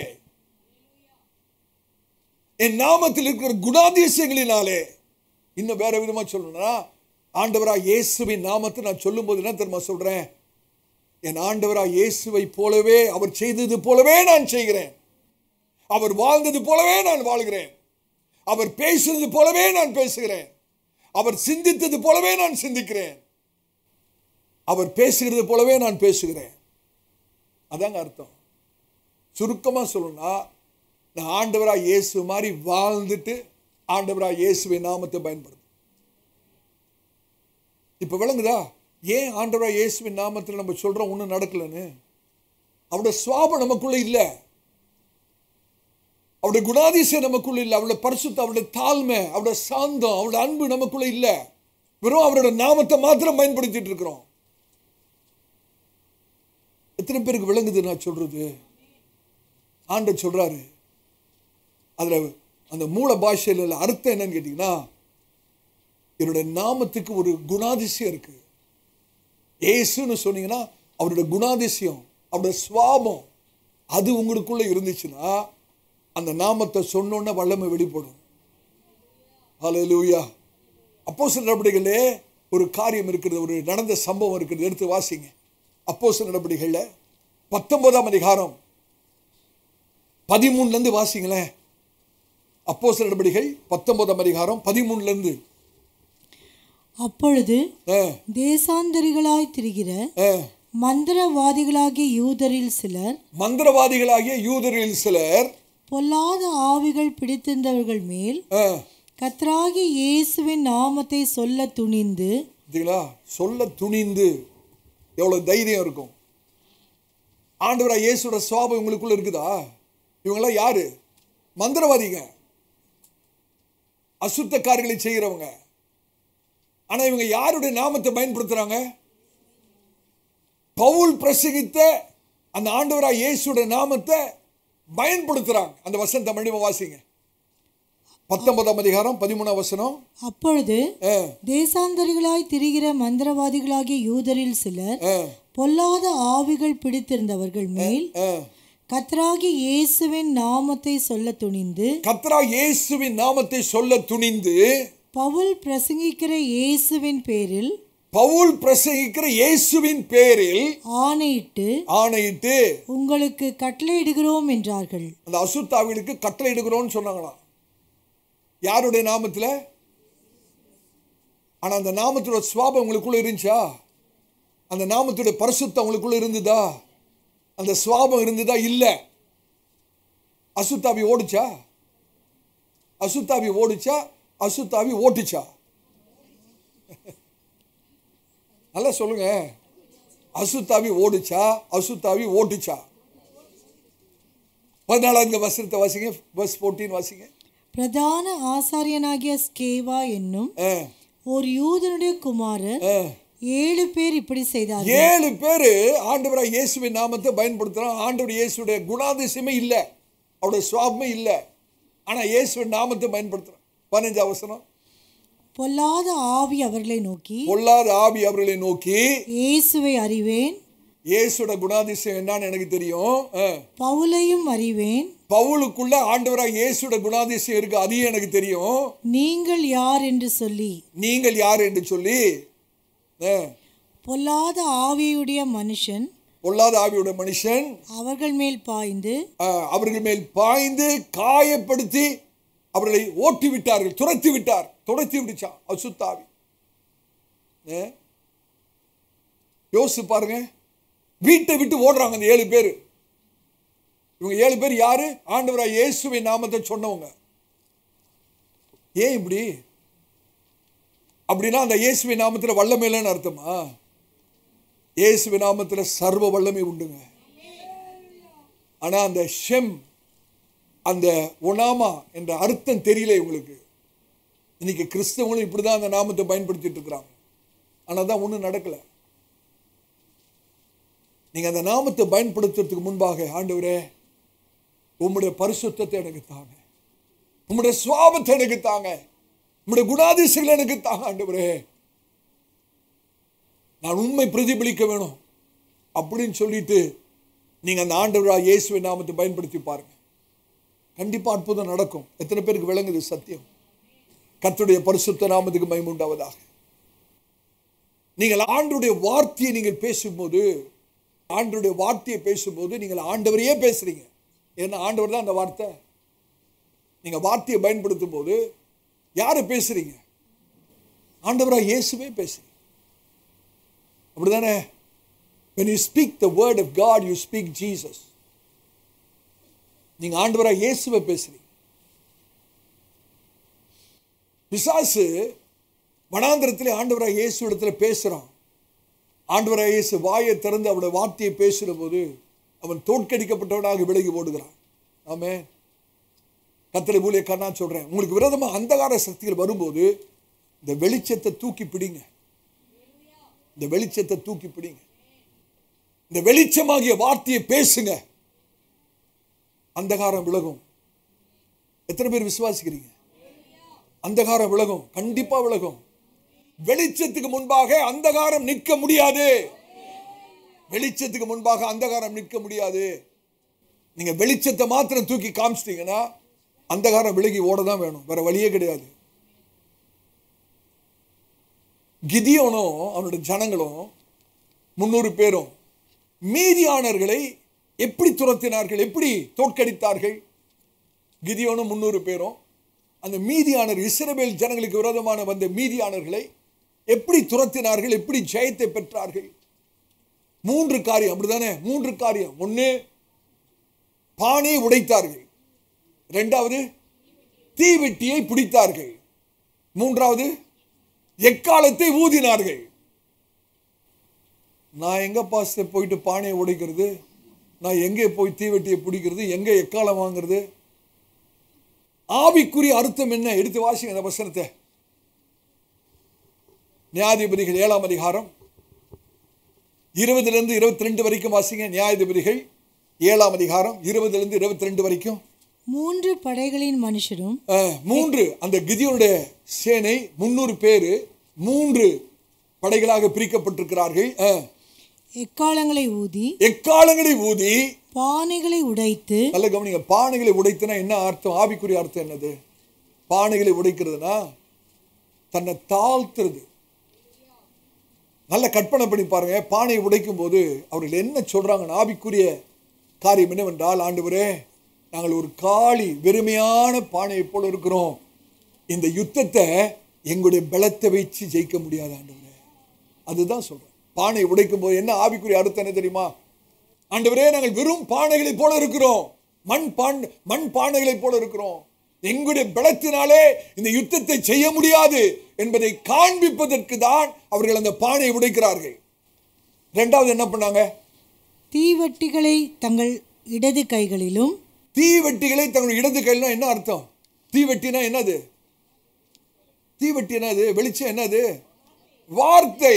வார்த்தையை அவர்கள் ஓங்கி பிடிக்கிறார்கள். அந்தகாரம் இருக்கிறது. அது எந்த நேரம் தெரியுமா? இரவு நேரம், நள்ளிரவு, இருட்டான ஒரு சூழ்நிலை. அவர்கள் எதை பிடிச்சு காமிக்கிறாங்க? தீவெட்டி, வெளிச்சத்தை பிடிக்கிறார்கள். வார்த்தையை ஓங்கி பிடித்து காட்டுகிறார்கள். சத்துருக்கு முன்பாக, அந்தகாரத்துக்கு முன்பாக அந்த வெளிச்சத்தை காண்பிக்கிறார்கள். மூன்றாவது, ஊதும் எக்காலங்களை. எக்காலங்களை எப்படிங்க ஊத முடியும்? எதை கொண்டு ஊதும்? வாயை கொண்டு ஊத முடியும். வாயை பயன்படுத்துகிறார்கள். எதற்கு வாயை? எக்காலத்தை ஊதுகிறது எதை குறிக்கிறது என்றால், வார்த்தை அறிக்கை செய்கிறதுக்கு அடையாளமாக இருக்கிறது. வாயினாலே கர்த்தருடைய வார்த்தை பிரகடனம் பண்றது, கர்த்தருடைய வார்த்தை அறிக்கை செய்கிறது. ஆமே. பிறகு அவர்கள் என்ன சொன்னாங்க பாருங்க. என்ன சொன்னாங்க? 3 காரியங்களை பண்ணாங்க. பானைகளை உடைத்தார்கள், இடது கையிலே அந்த வெளிச்சமாகிய தீவெட்டியாகிய இந்த வசனத்தை ஏந்தி பிடித்தார்கள், வலது கையில் உள்ள எக்காலங்களை ஊதினார்கள். கர்த்தருடைய வார்த்தை பிரகடனம் பண்ணப்பட்டது. என்ன சொன்னாங்க பாருங்க? கர்த்தருடைய பட்டயம் கிதியோனுடைய பட்டயம் என்று சத்தமிட்டு. இதுல தாங்க சத்தியமே இருக்கு. கர்த்தருடைய பட்டயம், கிதியோனுடைய பட்டயம். இப்ப பட்டயம்னா என்னது? பட்டயமாகிய வார்த்தை. இப்ப கர்த்தருடைய பட்டயம் கிதியோனுடைய பட்டயத்தை எப்படி மாத்தி சொல்லலாம்? கர்த்தருடைய வார்த்தை, கிதியோனுடைய வார்த்தை. இங்கதான் சத்தியம், இங்கதான் ஜெயமே இருக்கு. கர்த்தருடைய வார்த்தை உங்களுடைய வார்த்தையா மாறணும், என்னுடைய வார்த்தையா மாறணும். சத்துரு நம்முடைய வார்த்தைக்கெல்லாம் பயப்பட மாட்டான். நீங்க கர்த்தருடைய வார்த்தையை பேசி பாருங்க. கர்த்தருடைய வார்த்தை, கிதியோனுடைய வார்த்தை. கர்த்தருடைய பட்டயம், கிதியோனுடைய பட்டயம். கர்த்தருடைய வார்த்தை, கிதியோனுடைய வார்த்தை. எத்தனை பேர் தீர்மானம் பண்ண முடியும்? ஆண்டவரே உம்முடைய வார்த்தை என்னுடைய வார்த்தை ஆகட்டும், என்னுடைய சொந்த வார்த்தை இனிமேல் வேண்டாம், உம்முடைய வார்த்தை. அப்ப கர்த்தருடைய பட்டயம், கிதியோனுடைய பட்டயம் என்றால் கர்த்தருடைய வார்த்தை, கிதியோனுடைய வார்த்தை. இன்னைக்கு நம்ம ஜெபம் பண்ணணும். ஆண்டவரே உம்முடைய வார்த்தை என்னுடைய வார்த்தையா மாறணும். அப்படி என்றால் உம்முடைய வார்த்தை தான் நான் பேசணும். எத்தனை பேருக்கு அந்த வாஞ்சி இருக்கிறது? அப்ப கர்த்தருடைய வார்த்தை நம்முடைய வார்த்தையா மாறணும்னா கர்த்தருடைய வார்த்தை தெரிஞ்சாதானே, கர்த்தருடைய வார்த்தை தெரிஞ்சாதானே நம்ம பேச முடியும் கர்த்தருடைய வார்த்தையை. அப்ப எவ்வளவு கர்த்தருடைய வார்த்தையை படிக்க வேண்டியதா இருக்கு. ஆமென். இப்ப 21ஆம் வசனத்தை வாசிங்க. பாளையத்தை சுற்றிலும். நல்ல கவனிங்க. 21ஆம் வசனம். பாளையத்தை சுற்றிலும் அவரவர் தங்கள் நிலையிலே நின்றார்கள். அவரவர் தங்கள் நிலையிலே நின்றார்கள். யார் இது? நிக்கிறது யாரு? நிக்கிறது யாரு? அந்த 300 பேரும் அவரவர்கள் தங்கள் தங்கள் நிலையிலே நின்றார்கள். அப்பொழுது பாளையத்தில் இருந்தவர்கள் எல்லாரும், பாளையத்தில் இருந்த சத்துருக்கள் எல்லாரும் சிதறி கூக்கரிலிட்டு ஓடி போனார்கள். யார் நின்றது? யார் ஓடி போனது? யார் நின்றது? யார் ஓடி போனது? கிதியோனும் 300 பேரும் பாளையத்திலே நின்றார்கள். வெறும் நின்றார்கள், அவ்வளவுதான். ஓடினது யாரு? பாளையத்தின் சத்துரு சிதறி கதறி ஓடினார்கள். அப்ப நம்முடைய வேலை என்னது? நம்முடைய வேலை என்னது? நிக்கணும், அவ்வளவுதான். தைரியமா நிக்கணும். நம்முடைய கிறிஸ்தவ வாழ்க்கை பயந்து ஓடுகிற வாழ்க்கையே கிடையாது. சூழ்நிலைக்கு பயந்துகிட்டு. அன்னைக்கு ஒரு வாலிப தம்பி வந்து சொல்ற, பாஸ்டர் வேலையில ரொம்ப பிரச்சனை பாஸ்டர், நான் ரிசைன் பண்ணலான்னு இருக்கேன். இதை பாரு, ரிசைன் பண்ணதுக்காக கர்த்தர் உங்களை கொண்டு அங்க வச்சிருக்காரு. பிரச்சனைனா சந்திப்பா, கர்த்தர் உன்னோடு இருக்காரா இல்லையா? நீ பிரச்சனைனா வேலையை விட்டு ஓடியாந்துருவியா? நீ அங்க நிக்கணும், மத்தவங்க ஓடணும். அதான் கிறிஸ்தவ வாழ்க்கை. ஹல்லேலூயா. நம்ம ஓடுற வாழ்க்கை அல்ல, நம்ம நிக்கிற ஜனங்கள், தைரியமாய் நிற்கிறவர்கள். ஓடுறது நம்ம இல்ல, சத்ரு தான் ஓடணும். நமக்கு விரோதமா கிரியை செய்றவங்க தான் ஓடணும். எத்தனை பேர் விசுவாசிக்கிறீங்க? ஒரு சூழ்நிலையிலே, கஷ்டத்திலே, பிரச்சனையில தயவு செய்து ஓடாதீங்க. நாய் சசமே துரத்திட்டு வரும், பாத்துறீங்களா? நீங்க ஓடுனீங்கன்னா பயங்கரமா துரத்தும். துரத்துற நாய்ட்டு திடீர்னு திரும்பி இப்படி நின்று பாருங்களேன், டப்புன்னு அது நின்றோம். அது நின்று திரும்பி போக ஆரம்பிச்சிடும். எத்தனை பேர் பார்த்துருக்கீங்க? நான் பண்ணியிருக்கேன். இதே தாங்க பிசாசு கிட்ட. உங்களுக்கு விரோதமா வரும்போது நீங்க பயந்து ஓடுனீங்கன்னா துரத்தி அடிப்பான். ஆனா திரும்பி அப்படி நின்ட்டீங்கன்னா அவன் பயந்து ஓடிடுவான். கர்த்தருடைய பரிசுத்த நாமம். இவர்கள் நின்றார்கள், பாளையத்திலே அவருடைய நிலையிலே நின்றார்கள். சத்துருக்கள் சிதறி கதறி ஓடினார்கள். எத்தனை பேர் விசுவாசிக்கிறோம்? இப்போ ஒரு சந்தர்ப்பத்தை நீங்க ஞாபகப்படுத்தி பாருங்க. இஸ்ரவேல் சரித்திரத்தில் கோலியாத் என்ற ஒரு மனுஷன் 40 நாள் காலையிலே சாயங்காலம் வந்து அச்சுறுத்தி பயமுறுத்தி கொண்டே இருக்கிறான். இஸ்ரவேல் ராணுவம் ஓடுது. யார் நிக்கிறது, யார் ஓடுறது? யார் நின்றது, யார் ஓடுறது? கோலியாத் நிக்கிறான், யார் ஓடுறாங்க? இது சரியா? இப்ப அந்த இடத்துல ஒரு சின்ன வாலிபம் வரான், ஒரு இடையன், ஆடு மேய்க்கிறவன் தாவீது அங்க வந்து நிக்கிறான். யார் ஓடுறது? இப்ப பெலிஸ்தர்கள் விழுந்து ஓடுகிறார்கள். வித்தியாசம் தெரியுது உங்களுக்கு?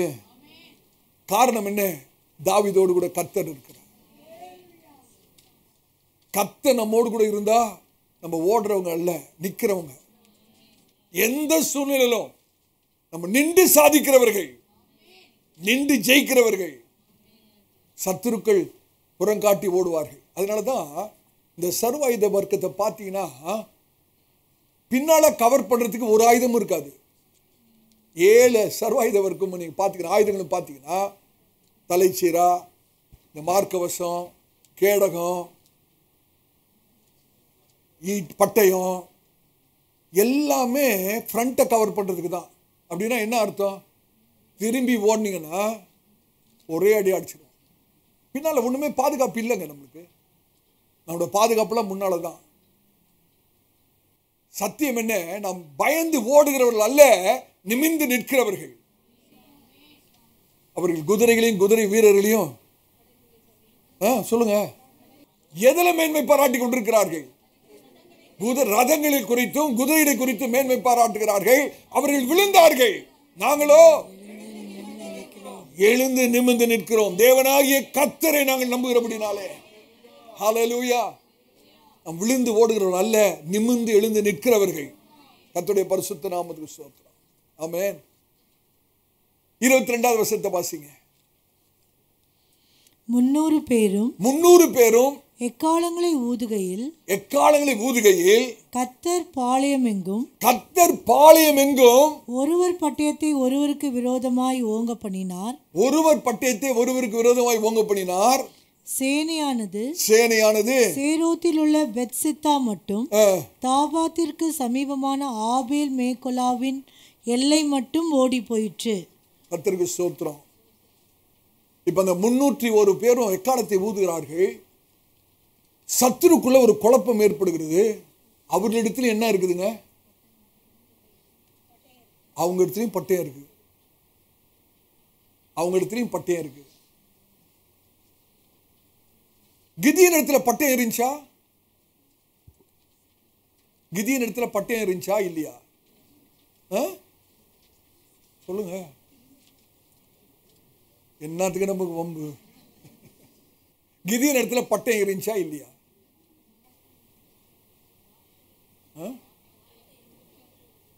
கிதியோன் இடத்துல பட்டயம் இல்லைங்க. கிதியோன் இடத்துல வெறும் பானை இருந்தது, தீவெட்டி இருந்தது, எக்காலம் இருந்தது, பட்டயம் இல்லை. இந்த பட்டயம் அதர்சனமான பட்டயம், இன்விசிபிள் சோல். வார்த்தை என்கிற பட்டயத்தை பார்க்க முடியாதுங்க. நம்முடைய ஊனக்கண்களுக்கு தெரியாது. ஆவிக்குரிய பட்டயம் அது. அந்த பட்டயத்தை பார்க்க சத்துரு பார்க்க முடியாது. சத்துருடத்திலையும் பட்டயம் இருந்தது. அது என்ன பட்டயம்? இப்ப பட்டயம் என்றாலே வார்த்தை தான். வார்த்தை தான். நம்ம வச்சிருக்கிற பட்டயம் போலவே அவங்கிட்டையும் ஒரு பட்டயம் இருக்கு. அவனுடைய பட்டயம் என்னது? அவனுடைய வார்த்தை. நம்முடைய பட்டயம் என்னது? வித்தியாசம் தெரியணும். அவனுடைய பட்டயம் என்னது? பயமுத்துற வார்த்தை, சந்தேகப்படுத்துகிற வார்த்தை, சோர்வுற பண்ணுகிற வார்த்தை, அதெல்லாம் அவனுடைய பட்டயம். நம்முடைய பட்டயம் என்னது? கர்த்தருடைய பட்டயம். கர்த்தருடைய பட்டயம்னா என்னது? கர்த்தருடைய வார்த்தை. நம்ம கர்த்தருடைய வார்த்தையாகிய பட்டயத்தை பயன்படுத்தும் போது அவன் விழுவான். அது மாத்திரமல்ல, கர்த்தர் என்ன செய்தாராம்? அவர்கள் பட்டயத்தினாலே அவர்கள் விழுந்தார்களாம். அப்படின்னா என்ன அர்த்தம்? அவங்க சொந்த வார்த்தையினாலே சிக்குண்டு விழுந்தார்கள். ஒருவருக்கு ஒருவர் சண்டை போட்டுக்கிட்டாங்க. அவங்களே சண்டை போட்டுக்கிட்டாங்க. எத்தனை பேருக்கு விளங்குது நான் சொல்றது? நம்முடைய கிறிஸ்தவ வாழ்க்கையில நமக்கு கர்த்தர் கொடுத்துக்கிற ஒவ்வொரு நிஜமான காரியத்துக்கும் போலியான ஒரு காரியத்தை அவன் உண்டாக்கி வச்சிருக்கான். That's a counterfeit. அப்படிதானே? நம்ம கிட்ட உண்மையா ஒரு 500 rupees நோட் இருந்தா இன்னொருத்தவங்க என்ன இருக்கும்? ஒரு கவுண்டர்ஃபீட் நோட் இருக்குதா? ஒரு கள்ள நோட் இருக்குதா? பிசாசுட்டு அப்படிதான். நம்ம கிட்ட ஒரு பட்டயம் இருந்தா அவனும் ஒரு பட்டயத்தை காமிப்பான். அவன்கிட்ட ஒரு வார்த்தை இருக்கு. இந்த வார்த்தையை வச்சுதான் ஏவாளை அவன் ஏமாத்தினான். இன்னைக்கு இந்த வார்த்தையை வச்சுதான் விசுவாசிகளை அவன் ஏமாற்றி கொண்டிருக்கிறான். ஆனதான் கர்த்தர் இந்த காரியத்தை நமக்கு போதித்து கொண்டிருக்கிறார். ஹல்லேலூயா. இப்போ ஒரு வசனத்தை வாசிங்க. சங்கீதம் 119 105 வாசிங்க. சங்கீதம் 119 105. உம்முடைய வசனம், உம்முடைய வசனம் என் கால்களுக்கு தீபமும் என் கால்களுக்கு தீபமும் என் பாதைக்கு வெளிச்சமுமாய் இருக்கிறது. என் பாதைக்கு வெளிச்சமாய் இருக்கிறது. உம்முடைய வசனம் என் கால்களுக்கு தீபம், என் பாதைக்கு வெளிச்சம். இந்த வசனம் 105வது வசனம் எந்த பகுதியில் வருது? நூன் இருக்குதா? பைபிள்ல எழுதியிருக்கா நூன்னு? நூன்னா வார்த்தை சித்திரம் என்னது? நூன்னா வார்த்தை சித்திரம் என்னது? Word picture. மல்டிடியூட், திரளான ஜனம், சந்ததி. நூன் என்றால் என்னது? சந்ததி. நூன் எத்தனாவது எபிரேய எழுத்து?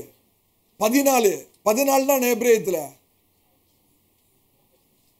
ரைச்சஸ்னஸ், நீதி. நூனுனா சந்ததி. அந்த நம்பர் 14னா என்னது? நீதி. நீதியான சந்ததிக்கு அவருடைய வசனம் தீபமாகவும் பாதைக்கு வெளிச்சமாகவும். எல்லாத்துக்கும் இல்லைங்க. அந்த ஒரு நூன், ஒரு எழுத்து தான். அங்க எவ்வளவு சத்தியம் இருக்குதுன்னு யோசிக்கணும். அந்த நூன், அந்த ஒரு எழுத்தோட விளக்கம் என்னது? நீதியான சந்ததி. நீதியான சந்ததிக்கு கர்த்தருடைய வசனம் அவருடைய பாதத்துக்கு தீபமாக, பாதைக்கு வெளிச்சமாக இருக்கிறது. இப்ப அந்தகார சக்தி நமக்கு விரோதமா வரும்போது இந்த தீபத்தை பிடிச்சி எடுத்து காண்பிக்கணும். இதைதான் கிதியோனும் ஜனங்களும் பண்ணாங்க. அந்த தீபத்தை அவங்க தன்னுடைய இடது கையிலே அவர் ஓங்கி பிடித்தார்கள். அது கர்த்தருடைய வசனத்துக்கு அடையாளமாக இருக்கிறது. நல்ல கவனிங்க. இப்போ உங்களை சுற்றிலும் இருட்டு இருக்கு. நீங்க இருட்டில் இருக்கிறீங்க. இந்த வெளிச்சமாக இந்த வசனத்தை எடுத்து பயன்படுத்தலைன்னா உங்களுக்கு என்ன ஆகும்? சரி, இருட்டில் இருக்கிறீங்க, கையில டார்ச் லைட் இருக்குது, ஆன் பண்ணலன்னா உங்களுக்கு என்ன ஆகும்? உங்களுக்கு தடுமாற்றம்,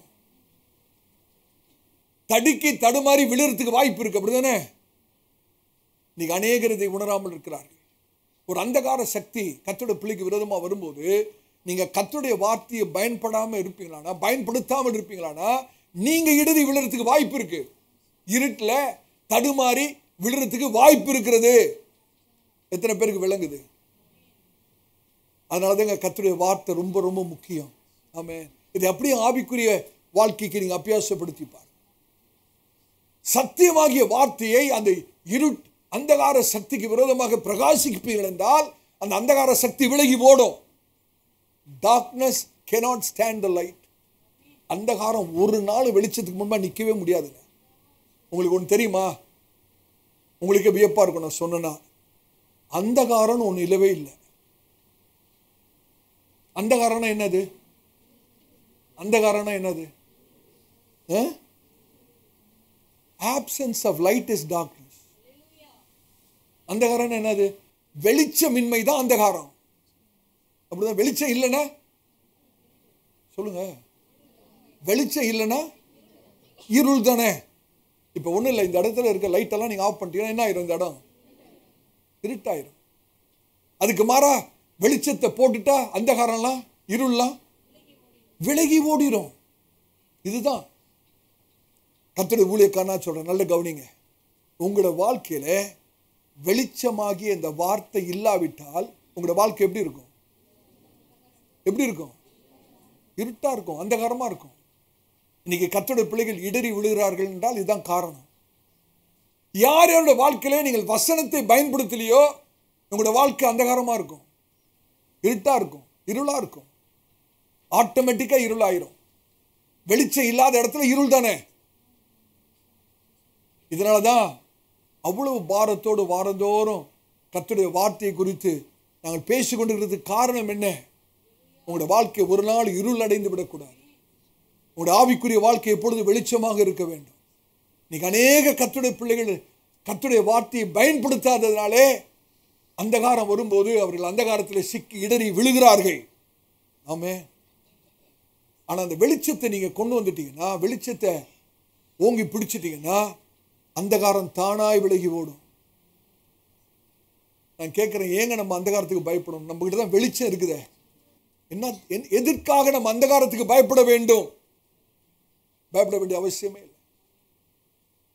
சரியான வெளிச்சத்தை பயன்படுத்த எந்த அந்தகாரத்துக்கு எந்த வெளிச்சத்தை பயன்படுத்தணும், எந்த சூழ்நிலைக்கு எந்த வார்த்தையை பயன்படுத்த வேண்டும் என்பதை கர்த்தருடைய பிள்ளைகள் நன்கு அறிந்திருக்க வேண்டும்.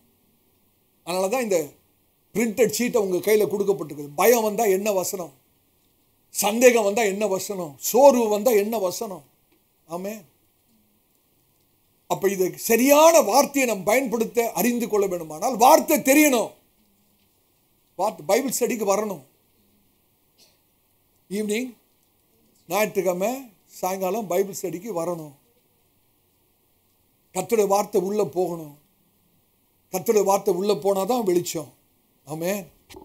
ஒரு உதாரணத்துக்காக சொல்றேன் பாருங்க. ஒரு அந்தகார சக்தி உங்களுடைய சிந்தைக்குள்ளே ஒரு சிந்தையை போடுறான். என்ன தெரியுமா சொல்வான்? பிசாசு எல்லாம் முடிஞ்சிருச்சுப்பா, அவ்வளவுதான், இனிமேலும் நீ எழும்புறதுக்கு வாய்ப்பே இல்லை, உனக்கு எதிர்காலமே இல்லை, வாழ்க்கையில எல்லாம் முடிஞ்சு போச்சு அப்படின்னு பிசாசு ஒரு சிந்தையை மனசுல போடும்போது நம் வாயை திறந்து சொல்லணும், கர்த்தருடைய கையின் கிரிகளை எல்லாவற்றையும் ஆசீர்வதிப்பார். சத்ருவாகிய பிசாசே, நீ முடிஞ்சிச்சு நான் சொல்றேன், இப்பதான் துவக்கமே இருக்கிறது. நீ எப்ப முடிஞ்சிச்சுன்னு சொல்றியோ இப்பதான் ஒரு துவக்கமே இருக்கிறது. என்னுடைய கையின் கிரிகளை கர்த்தர் ஆசீர்வதிப்பார். நான் இப்ப இருக்கிறத பார்க்கலாம் 1000 மடங்கு ஆசீர்வாதமாயிருப்பேன்.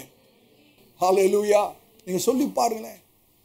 நீங்க இந்த வார்த்தையை சொன்ன உடனே அந்தகாரம் அப்படியே பின்னால போயிடும். பிசாசுக்கு விளங்கிறோம், ஓஹோ இவர் வார்த்தையை கத்துக்கிட்டாருப்பா, இவர்கிட்ட நம்முடைய காரியம் செல்லுபடி ஆகாது. உங்களுடைய அறியாமையில நீங்க இருக்கிற வரைக்கும் பிசாசு அதை சாதகமா பயன்படுத்தி உங்களை தாக்கி கொண்டே இருப்பான். எனக்கு அருமையானவர்களே, கர்த்தருடைய நாமத்தை, கர்த்தருடைய வார்த்தையில் ஒரு பெரிய அதிகாரம் உண்டு. நம்முடைய எல்லையை காக்கிறதே கர்த்தருடைய வார்த்தை தான். நம்ம எதை குறித்தும் கலங்க வேண்டிய, பயப்பட வேண்டிய அவசியமே இல்லை. காரணம், நம்மகிட்ட வெளிச்சம் இருக்கிறது, கர்த்தருடைய வார்த்தை இருக்கிறது. ஹல்லேலூயா. எத்தனை பேருடைய கரத்தில் இந்த வெளிச்சம் இருக்குது? காமிங்க பார்ப்போம். எத்தனை பேருடைய கரத்தில் வெளிச்சம் இருக்குது? ஹல்லேலூயா. கையில் இருந்தால் மாத்திரம் போதுமா? இருதயத்தில் இருக்கணும். இருதயத்தில் இருக்கிற வார்த்தை எங்க வரணும்?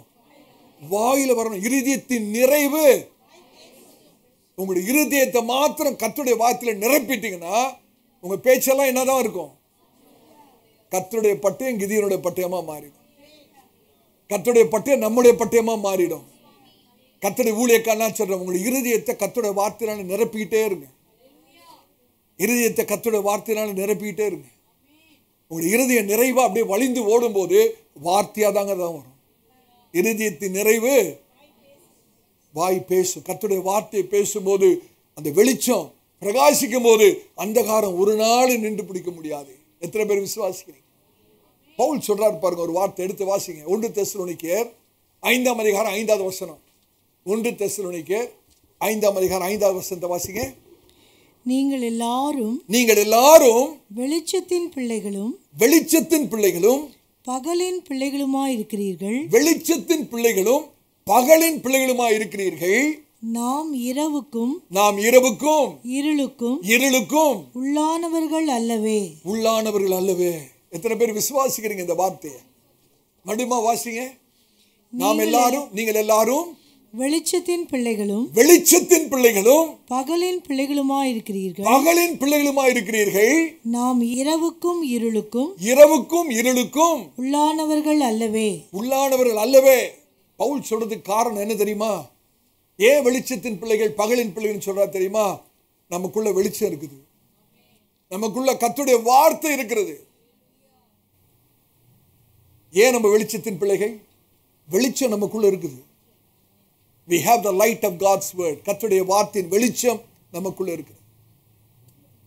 அந்தகாரம் ஆபத்து தான். அந்தகாரத்தில் வியாதி இருக்கிறது, வறுமை இருக்கிறது, கடன் இருக்கிறது, விபத்துகள் இருக்கிறது, நாச மோசங்கள் இருக்கிறது. அந்தகாரம் பயங்கரம் தான். ஆனால் அந்த அந்தகாரத்துக்கு நீங்களும் நானும் பயப்பட வேண்டிய அவசியம் இல்லை. காரணம், நம்மிடத்தில் வெளிச்சம் இருக்கிறது, நம்மிடத்தில் வார்த்தை இருக்கிறது. அல்லேலூயா. கர்த்தருடைய வார்த்தை இருக்கும்போது ஏங்க பயப்படணும்? ஏன் பயப்படணும்?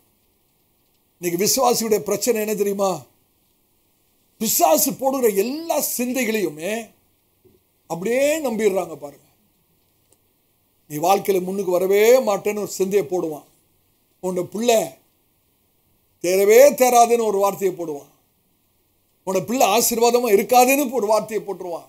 பிசாசு போடுற அந்த சிந்தை இருக்கு இல்லையா, அந்த யோசனை, அந்த வார்த்தை, அந்த சிந்தையை கர்த்தருடைய பிள்ளைகள் அப்படியே நம்புறாங்க, அப்படியே ஏற்றுக்கொள்கிறார்கள், அதை அப்படியே கற்பனை பண்ணி பார்க்குறாங்க, அதை அப்படியே மேக்னிஃபை பண்றாங்க, அதை பெருக்கி பார்க்கிறார்கள், அதையே சிந்தித்துக் கொண்டிருக்கிறார்கள். ரொம்ப ஆபத்தான காரியம். அது எதில் முடியும் தெரியுமா? அந்த அந்தகார சக்தி அப்படியே முழுமையா உங்களை ஆட்கொள்ள ஆரம்பித்து விடும். எத்தனை பேர் சொல்றது? எத்தனை பேருக்கு விளங்குது? பிசாசு ஒரு சிந்தையை உங்களோட மனதில் போட்டால் அதை ஏற்றுக்கொள்ளக்கூடாது, அதை எதிர்த்து நிற்க வேண்டும். நீங்க அந்த சொல்றத அந்த ஒரு யோசனையை, அந்த சிந்தையை மனசுல போட்டு அதை அப்படியே நம்பி ஏற்றுக்கொண்டு விசுவாசித்து அப்படியே அதையே யோசித்துட்டு இருந்தீங்கன்னா அந்த அந்தகார சக்தி அப்படியே உங்களை ஆளுகை செய்ய ஆரம்பிச்சு. அதுக்கு மாற வேதம் என்ன சொல்லுது? கர்த்தருக்கு கீழ்ப்படிந்து பிசாசை எதிர்த்து நில்லுங்கள், அந்தகார சக்தியை எதிர்த்து நில்லுங்கள், அவன் உங்களை விட்டு. எப்படி எதிர்த்து நிற்கிறது? நம்முடைய பலத்தில் எதிர்த்து நிற்க முடியுமா?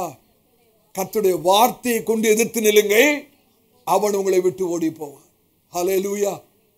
நீங்க சில பேரை பார்த்துருக்கீங்களா? எல்லாருமே கோபப்பட்டுக்கிட்டே இருப்பாங்க, எரிச்சல் அடைஞ்சிக்கிட்டே இருப்பாங்க. அவங்க சொல்லுவாங்க, யாரை பார்த்தாலும் எரிச்சலா இருக்கு, யாரோடைய சமாதானமா இருக்க மாட்டாங்க. இதுக்கு காரணம் என்ன நினைக்கிறீங்க? அந்தகார சக்தி அவர்களை கொஞ்சம் கொஞ்சமாக அடிமைப்படுத்தி கொண்டே இருக்கிறது. ஒன்றும் இல்லை, ஒரே ஒரு சிந்தையை போடுவான் மனசுல, ஒரே ஒரு எதிர்மறையான சிந்தையை போடுவான். இவங்க அப்படியே அதை ஏற்றுக்குவாங்க, அதை அப்படியே விசுவாசிப்பாங்க. ஒரு சந்தேகம் என்ற விதையை விதைப்பான். இவங்க எந்த ஒரு எதிர்ப்பும் தெரிவிக்காம அந்த காரியத்தை அப்படியே ஏற்றுக்கொண்டு விசுவாசித்து அதே யோசித்து அப்படி பண்ணும்போது கொஞ்சம் கொஞ்சமா பிசாசு அந்தகார சக்தி அவர்களை ஆளுகை செய்ய ஆரம்பித்து. ரொம்ப ஆபத்தான காரியம். அறியாம, சத்தியம் தெரியல, அது பிசாசுக்கு சாதகமாக இருக்கிறது. அதற்கு மாறாக கர்த்தருடைய வார்த்தை எடுத்து அவன் கொண்டு வருகிற சிந்தைக்கு விரோதமாய் நீங்கள் பேசுவீர்கள் என்றால் அந்த அந்தகார சக்தி உங்களை விட்டு விலகிப்போம். ஹல்லேலூயா. ஒரு காரியத்தை சொல்ற, நீங்கள் சிந்திக்க வேணும். கர்த்தருடைய வார்த்தை எடுத்து அந்தகார சக்திக்கு விரோதமா நீங்க பேசலன்னா அந்த அந்தகார சக்தி என்ன பண்ணும் தெரியுமா? அதுடைய வார்த்தையை உங்களை பேச வச்சிடும். எத்தனை பேருக்கு விளங்குதுன்னா? கர்த்தருடைய வார்த்தை எடுத்து பிசாசுக்கு விரோதமாக, அந்தகார சக்திக்கு விரோதமா நீங்க பேசலன்னா அவன் என்ன பண்ணுவான்? பிசாசு என்ன பண்ணுவான்? அவனுடைய வார்த்தையை கர்த்தருக்கு விரோதமா பேச வச்சிருவான். சில சொல்றது கேட்டீங்களா? ஆண்டவர் எனக்கு இப்படி பண்ணிட்டாரு பாஸ்டர், ஆண்டவர் இப்படி பண்றவரா இப்படி பண்றவரா இருந்தா ஏங்க அவர் உயிரை நமக்காக கொடுக்குறாரு கல்வாரி சிலுவையில? நல்ல கவனிங்க. கர்த்தருடைய வார்த்தையை எடுத்து பிசாசுக்கு விரோதமாய் பேசாவிட்டால் பிசாசு அவருடைய வார்த்தையை உங்க வாயில வச்சு பேச வச்சிருவான். சில விசுவாசிங்க சொல்லுவாங்க பார்த்தீங்களா, இதெல்லாம் நடக்குமா? ஒன்றும் நடக்காது. இந்த பிரச்சனை எல்லாம் தீருமா? தீராது. என் பிள்ளை இப்படிதான் இருக்கும். யார் பேச வைக்கிறது? ஏன் பேச வைக்கிறான்? கர்த்தருடைய வார்த்தையை எடுத்து நீங்க அவனுக்கு விரோதமா பேசல, அதனால அவனுடைய வார்த்தையை உங்க வாயில போட்டு பேச வைக்கிறான். நீங்க என்ன பேசுறீங்களோ அதான் நடக்கும். உங்களுடைய விசுவாசத்தின்படி தான் ஆகும். உங்களுடைய வார்த்தையின்படி ஆக கடவுது. எவ்வளவு பயங்கரமான விஷயம் அது. நம்ம உணராமல் இருக்கிறோம். வேதம் என்ன சொல்லு தெரியுமா?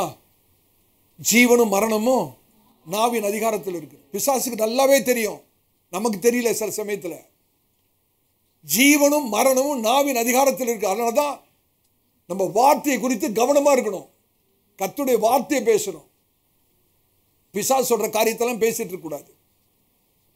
இந்த வியாதி சுகமே ஆகாது, உனக்கு வேலையே கிடைக்காது, நீ வாழ்க்கையில முன்னுக்கு வரமாட்ட, இந்த வார்த்தைலாம் யாரோட வார்த்தை? பிசாசுட வார்த்தை.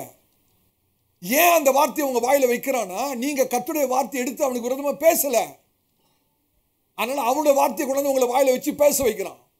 ஏன்னா பிசாசுக்கு தெரியும் மரணமும் ஜீவனும் நாவின் அதிகாரத்தில் இருக்கிறது என்பது பிசாசு அறிந்திருக்கு. அருமையான தேவஜனமே, நம்முடைய சிந்தைக்குள்ள வருகிற எல்லா சிந்தைகளும் கர்த்தரிடத்திலிருந்து வருகிறது அல்ல. கர்த்தருடைய வார்த்தைக்கு ஏற்கக்கூடியதாக இருந்தால், கர்த்தருடைய வார்த்தையின் அடிப்படையிலே நம்முடைய சிந்தை இருக்குமானால் அந்த சிந்தனை கர்த்தரிடத்திலிருந்து வருகிறது. கர்த்தருடைய வார்த்தைக்கு எதிராக இருக்குமானால் அந்த சிந்தனை யாரிடத்திலிருந்து வருகிறது? பிசாசிடத்திலிருந்து வருகிறது. யோசிச்சு பாருங்க, ஒரு சிந்தனை மனசுக்குள்ள வருது, உடனே கர்த்தருடைய வார்த்தையோடு கூட அந்த சிந்தனையை ஒப்பிடுப்பாங்க. இது கர்த்தருடைய வார்த்தை கேட்டதா இருந்தா அந்த சிந்தனை யார்கிட்ட வந்தது? சொல்லுங்க, கர்த்தரிடத்துல வந்தது. அந்த வார்த்தை ஆண்டவராய் இயேசு அந்த வார்த்தைக்கு விரோதமா இருந்தா, அந்த சிந்தனை கர்த்தருடைய வார்த்தைக்கு விரோதமா இருந்தா அது யார்கிட்ட வந்தது? பிசாசு. அப்ப கர்த்தரிடத்துல வந்த யோசனைகளை, சிந்தனைகளை தியானிங்கள், தவறில்லை. ஆனால் பிசாசிடத்தில் வருகிற சிந்தனை, யோசனை தியானிக்க ஆரம்பிச்சிட்டீங்கன்னா அவ்வளவுதான். நான் சொல்றது விளங்குதா உங்களுக்கு? வேதத்திலே வசனம் என்ன சொல்லு தெரியுமா? ஆவியின் சிந்தையோ ஜீவனும் சமாதானமுமா, மாமிச சிந்தையோ மரணம். ஆவியின் சிந்தனை என்னங்க? கர்த்தர் கொடுக்கிற சிந்தனை. வார்த்தையின் அடிப்படையிலே வருகிற சிந்தனை ஆவியின் சிந்தனை. அதுல என்ன இருக்கு? ஜீவனும் சமாதானம் இருக்கு. மாம்ச சிந்தை யார் கொடுக்கிற சிந்தனை? பிசாசு. அதுல என்ன இருக்கு? மரணம். மரணம்னா என்ன மரணம்?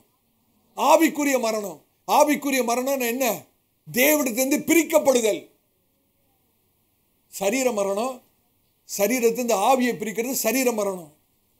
ஆவிக்குரிய மரணம்னா நம்மை தேவனை விட்டு பிரிக்கிறது ஆவிக்குரிய மரணம். ஆகவே ஒரு சிந்தனை வரும்போது அது கர்த்தரிடத்திலிருந்து வருகிறதா, பிசாசிலிருந்து வருகிறதா, வேதத்தின் அடிப்படையில் இருக்கிறதா, வேதத்துக்கு முரணாக இருக்கிறதா என்பதை நாம் கவனித்து அந்த சிந்தனை ஏற்றுக்கொள்கிறதா நிராகரிக்கிறதா என்பதை தீர்மானிக்க வேண்டும். இதில் நம்ம தவறுவோமானா பிசாசுடைய தந்திரங்களுக்கு ஆளாகிவிடும். அதனால தான் பவுல் சொல்றாரு, என்னோட சிந்தனை கிறிஸ்து இயேசுக்குள்ளாக நான் சிறைப்படுத்துகிறேன். உதாரணத்துக்கு சொல்றேன் பாருங்க. வேதம் சொல்லுது, உங்களோட பிள்ளைகள் ஆசீர்வாதமா இருப்பார்கள், தேசத்தில் உங்களோட பிள்ளைகள் ஆசீர்வாதமா இருப்பார்கள். இது வேதம், கர்த்தருடைய வார்த்தை. ஆனா பிசாசு என்ன தெரியுமா சொல்லுவான், உன்னோட பிள்ளை ஒண்ணுக்கும் உதவாது, ஏன்னா உன் குடும்பத்தில் ஒரு சாபம் இருக்குது, உன் பிள்ளை முன்னேறவே முடியாது, உன் மகன் தலை தூக்கவே முடியாது, உன் மகள் எதிர்காலம் ஆசீர்வதிக்கவே படாது. இது யாரோட வார்த்தை? பிசாசு. எதை ஏற்றுக்கொள்ள போறீங்க? வேதம் சொல்றதை ஏற்றுக்கொள்ள போறீங்களா, பிசாசு சொல்றதை ஏற்றுக்கொள்ள போறீங்க? நீங்க அநேகர் பிசாசு சொல்றதான் ஏற்றுக்கிட்டு இருக்கு. எனக்கு அருமையானவர்களே, பழைய ஏற்பாட்டில் இருக்கிற அத்தனை வாக்கு தத்தங்களும் புதிய ஏற்பாட்டிலே ஆண்டவராக இயேசு கிறிஸ்துவுக்குள் ஆம் என்றும் ஆமென் என்றும் இருக்கிறது. இன்னைக்கு மனுஷனுடைய பெரிய பலவீனம் என்ன தெரியுமா? வருகிற எல்லா சிந்தையும் ஏற்றுக்கொள்கிறது தான். மனதுக்குள்ள வருகிற அத்தனை சிந்தையும் எல்லா குப்பையும் ஏற்றுக்கிறது தான். பெரிய தவறு பண்ணுகிறோம். உங்களோட ஆத்மா செழிக்கிறது போல நீங்கள் எல்லாவற்றிலும் வாழ்ந்து. ஆத்மானா என்னங்க? ஆத்மானா என்ன? சிந்தனை, will, mind, will and emotion தான் சோல். ஆத்மானா என்ன? நம்முடைய சிந்தனை, நம்முடைய சித்தம், நம்முடைய உணர்வுகள், அதுதான் ஆத்மா. அப்ப நம்முடைய சிந்தை செழிக்கணும், நம்முடைய சித்தம் செழிக்கணும். ஆண்டுடைய சித்தம் நம்முடைய சித்தம் ஆண்டுடைய சித்தமா மாறணும். இப்ப எல்லாவற்றும் நம்ம செழிப்போம். நீதிமொழிகளே ஞானி ஒரு காரியத்தை சொல்றார், எடுத்து வாசிங்க. நீதிமொழிகள் 23ஆம் அதிகாரம் 7வது வசனத்தை வாசிங்க. நீதிமொழிகள் 23ஆம் அதிகாரம் 7வது வசனம் குறித்துக் கொள்ளுங்கள். அவன் இருதயத்தின் நினைவு எப்படியோ, அவனுடைய இருதயத்தின் நினைவு எப்படியோ அப்படியே அவன் இருக்கிறான். அப்படியே அவன் இருக்கிறான். உங்களுடைய நினைவு எப்படியோ அப்படிதான் நீங்க. நான் ஆசீர்வதிக்கவே பட மாட்டேன், நான் வறுமையில தான் இருப்பேன், நான் ஒன்றுக்கும் பிரயோஜனப்படாம தான் இருப்பேன் அப்படின்னு நீங்க சிந்திச்சிட்டீங்கன்னா உங்களோட வாழ்க்கை அப்படிதான் இருக்கும். அதுக்கு மாறாக நான் ஆசீர்வாதமாக இருப்பேன், நான் மற்றவர்களுக்கு ஆசீர்வாதமாக இருப்பேன், நான் கர்த்தருடைய ராஜ்யத்துக்கு பிரயோஜனமாக இருப்பேன் அப்படின்னு சொல்லி கர்த்தருடைய வார்த்தையை பேச ஆரம்பிச்சிங்கன்னா உங்களோட வாழ்க்கை அதுக்கு ஏற்ற மாதிரி மாறும். அவன் இருதயத்தின் நினைவு எப்படியோ அப்படியே அவன் இருக்கிறான். ஆமென். எத்தனை பேருக்கு விளங்குது? ஆண்டவராக இயேசு சொன்னாரு, நீங்கள் உலகத்துக்கு வெளிச்சமா இருக்கிறீங்க சொன்னாரா? ஆண்டவர் தன்னை குறித்து சொல்லும் போது நான் உலகத்துக்கு வெளிச்சமா இருக்கிறேன் சொன்னாரா? தேவன் வெளிச்சமா இருக்கிறாரு. ஆண்டவர் இயேசு சொன்னாரு நான் உலகத்துக்கு வெளிச்சம்னு சொன்னாரு. அதே ஆண்டவராக இயேசு சொன்னாரு நீங்கள் உலகத்துக்கு வெளிச்சமா இருக்கு. அப்படின்னா என்ன அர்த்தம்? தேவனுக்குள்ளே இருந்த வெளிச்சம் ஆண்டவராக இயேசுக்குள்ள இருக்கிறது. ஆண்டவராக இயேசு எங்க இருக்கிறாரு? நமக்குள்ளாக இருக்கிறாரு. அப்ப தேவனுக்குள்ள இருந்த வெளிச்சம் ஆண்டவராக இயேசுக்குள்ள இருக்கிறது. ஆண்டவராக இயேசுக்குள்ள இருக்கிற வெளிச்சம் நமக்குள்ள இருக்கிறது. ஆகவேதான் அவர் சொன்னார், நீங்கள் உலகத்துக்கு வெளிச்சமா இருக்கிறீர்கள். ஹல்லேலூயா. உலகத்துக்கு வெளிச்சமா இருக்கீங்கன்னு என்ன அர்த்தம் தெரியுமா? நீங்க உலகத்துக்கு என் வார்த்தையா இருக்கிறீர்கள் அர்த்தம். வெளிச்சம்னா என்னது? வார்த்தை. அப்ப நீங்க உலகத்துக்கு வெளிச்சம்னா என்ன அர்த்தம்? உலகத்துக்கு நீங்க யாரு? கர்த்தருடைய வார்த்தையா இருக்கிறீர்கள். கர்த்தருடைய பரிசுத்த நாமத்தை. அன்னைக்கு ஒரு வாலிப தம்பி என்கிட்ட வந்து சொல்றாரு, பாஸ்டர், என்னோட சிந்தையை என்னால் கட்டுப்படுத்தவே முடியல, எவ்வளோ ட்ரை பண்றேன், ஆனா வேண்டாத சிந்தனை நிறைய வந்துகிட்டு இருக்கு, என்ன பண்றதுன்னு தெரியல, பரிசுத்தமா வாழணும்னு விரும்புறேன், முடியல, அசுத்தமான சிந்தை வந்துகிட்டே இருக்கு. நான் ஒரே ஒரு காரியத்தை சொன்னேன், அப்பா உன்னோட சிந்தையை நீ கட்டுப்படுத்த ஒரே ஒரு வழிதான் உண்டு. என்ன தெரியுமா? எவ்வளவு கர்த்தருடைய வார்த்தையை பேசுறியோ, அறிக்கை செய்கிறியோ, அவ்வளவு சிந்தனை கட்டுப்படுத்தப்படுகிறது. சிந்தனையை, வேண்டாத சிந்தையை கட்டுப்படுத்தக்கூடிய ஒரே ஒரு வழி உண்டானால் ஆண்டவராய் தேவனுடைய வார்த்தையை அறிக்கை செய்கிறதா. எவ்வளவு ஆண்டவருடைய வார்த்தை அறிக்கை செய்றீங்களோ அவ்வளவு உங்களோட மனம் புதிதாக்கப்படும். எவ்வளவு மனம் புதிதாக்கப்படுகிறதோ அவ்வளவு நீங்கள் மறுரூபம் அடைகிறீர்கள், மாறுகிறீர்கள், வாழ்க்கை மாறும். இன்னைக்கு இதில் தான் சபை தவறி இருக்கிறது. வசனம் தெரியும், சத்தியம் தெரியும், வார்த்தையை பயன்படுத்துகிறதே இல்லை, வார்த்தையை அறிக்கை செய்கிறதே இல்லை, வார்த்தையை பேசுகிறதே இல்லை. ஆனால் தான் வாழ்க்கை மாறவே இல்லை. ஆனால் தான் சிந்தையில் ஒரு கட்டுப்பாடே இல்லை. பிசாசு போடுற எல்லா சிந்தையும் இன்னைக்கு கர்த்தருடைய பிள்ளைகள் ஏற்றுக்கொண்டு ஒரு தோல்வியான வாழ்க்கையை வாழ்கிறது. காரணம் என்ன? கர்த்தருடைய வார்த்தை எடுத்து பயன்படுத்தாததான். தீர்மானம் பண்ணுங்க, ஆண்டவரே இன்றையிலிருந்து நம்முடைய வார்த்தையை நான் பயன்படுத்த போகிறேன். நம்முடைய வார்த்தையை அறிக்கை செய்ய போகிறேன். அறிக்கை செய்ய செய்ய செய்ய மனம் புதிதாகிட்டே இருக்கும். மனம் புதிதாக ஆக உங்களோட வாழ்க்கை மாறிக்கொண்டே இருக்கும், மறுரூபமாகி கொண்டே இருக்கும். எத்தனை பேர் விசுவாசிக்கிறீங்க? ஒரே ஒரு காரியத்தை சொல்லி முடிக்க விரும்புகிறேன். எடுத்து வாசிங்க. யோசுவா 6ஆம் அதிகாரம் 2வது வசனத்தை வாசிங்க. ரொம்ப முக்கியமான ஒரு வசனம். யோசுவா 6ஆம் அதிகாரம் 2வது வசனத்தை வாசிங்க. கர்த்தர் யோசுவாவை நோக்கி, கர்த்தர் யோசுவாவை நோக்கி, இதோ இதோ எரிகோவையும் அதன் ராஜாவையும் யுத்த வீரரையும் உன் கையில் ஒப்பு கொடுத்தேன். கர்த்தர் யோசுவாவை நோக்கி, இதோ எரிகோவையும் அதன் ராஜாவையும் யுத்த வீரர்களையும் உன் கையிலே ஒப்பு கொடுத்தேன். அந்த இதோன்னு போட்டிருக்காங்க பார்த்தீங்க, தமிழ்ல மொழிபெயர்த்திருக்காங்க இதோன்னு. அது மூல பாஷையில் எப்படி இருக்கு தெரியுமா? பாருன்னு இருக்கு. தமிழ் எப்படி மொழிபெயர்த்துட்டாங்க? இதோன்னு. அதாவது இதோனா ஆண்டவர் காமிக்கிறது தான். இதோ பாரு. இதோன்னு நம்ம காமிச்சா என்ன அர்த்தம்? இதோனா என்ன அர்த்தம்? பாருன்னு அர்த்தம். இதே வசனத்தை இங்கிலீஷ்ல வாசித்து பார்த்தீங்கன்னா, see I have given them into thine hand. see தான் இருக்கும். நீ பாரு. நியாயாதிபதிகள் 7ஆம் அதிகாரத்தில் என்ன சத்தியத்தை வாசித்தோம்? நில், அங்க நிக்கணும். இங்க என்ன பண்ணணும்? பார்க்கணும். இந்த வசனத்தை வாசித்த போது கர்த்தரே சொல்றாரு, அவர்கள் யுத்த வீரர்கள். அப்படிதான் ஆண்டவர் சொல்றாரு. ஆண்டவர் பேசுற வார்த்தை தான். அந்த வசனத்தை வாசிங்க. கர்த்தர் யோசுவாவை நோக்கி, இதோ இதோ பாரு எரிகோவையும் அதன் ராஜாவையும் யுத்த வீரரையும். ஆண்டவரே யுத்த வீரர்னு சொன்னாங்கன்னா அவங்க யுத்த வீரரா இருப்பாங்களா இல்லையா? ஆண்டவரே அவங்கள பார்த்து சொல்லும்போது என்னதான் சொல்றாரு? யுத்த வீரர். அப்படின்னா பயங்கரமான ஆளா தான் இருப்பாங்க. அப்படித்தானே? ஆண்டவரே யுத்த வீரர்னு சொல்றாருன்னா எப்படிப்பட்ட ஆளா இருப்பாங்க யோசிப்பாரு. ஆண்டவர் சொல்றாரு, எரிகோவையும் அதன் ராஜாவையும் யுத்த வீரர்களையும் உன்னுடைய கரத்தில் ஒப்பு கொடுத்ததை நீ பாரு. ஒப்பு கொடுத்துட்டேன், பார். எரிகோவையும் ராஜாவையும் யுத்த வீரர்களையும் உன்னுடைய கரத்தில் ஒப்பு. அங்க எப்படி இருக்கு? ஒப்பு கொடுத்தேன். பாஸ்ட் டென்ஸ்ல இருக்கா, பிரசன்ட் டென்ஸ்ல இருக்கா, ஃபியூச்சர்ல இருக்கா? ஒப்பு கொடுத்தேன்.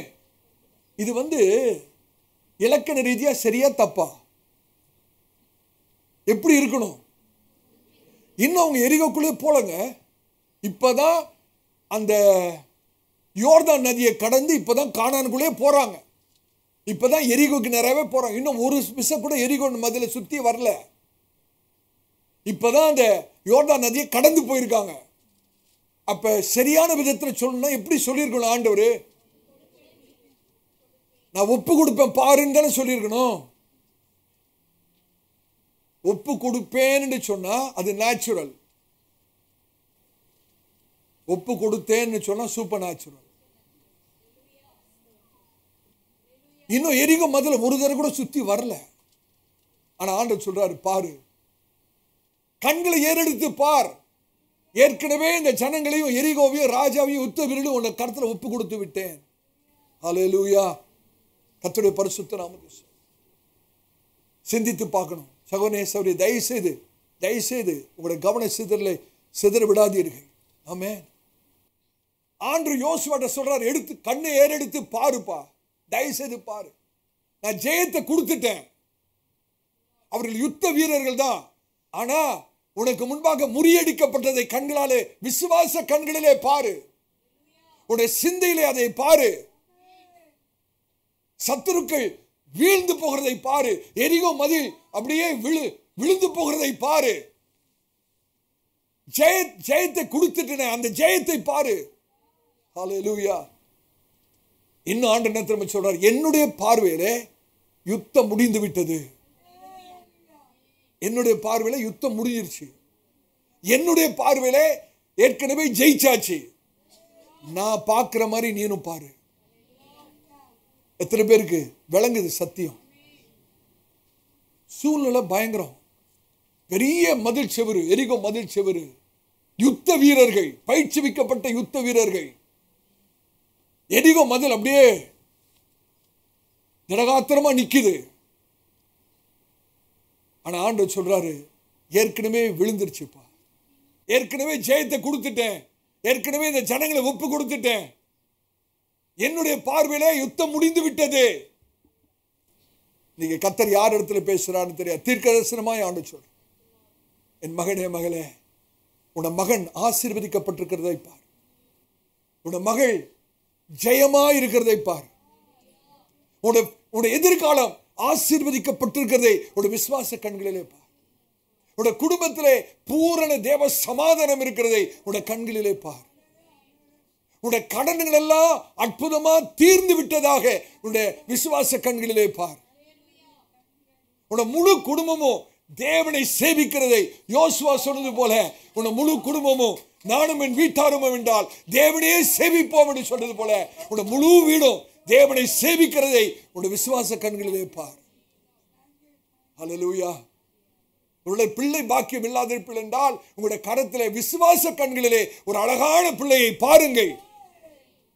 சரீரத்தில் சுகம் இல்லாத நிலைமையில வந்திருப்பீர்கள் என்றால் நல்ல ஆரோக்கியமும் சுகமாய் இருக்கிறதை உங்களுடைய விசுவாச கண்களிலே பாருங்கள்.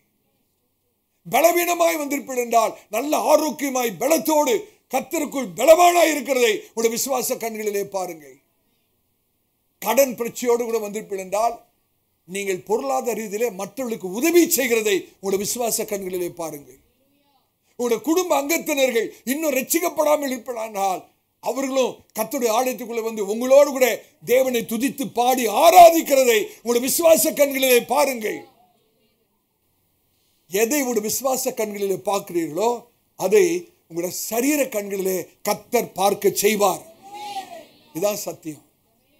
எதை ஆவிக்குரிய ரீதியிலே பார்க்கிறீர்களோ அதை இயற்கையான கண்களிலே கர்த்தர் பார்க்க செய்வார். What you see in the spiritual, God will cause you to see in the natural.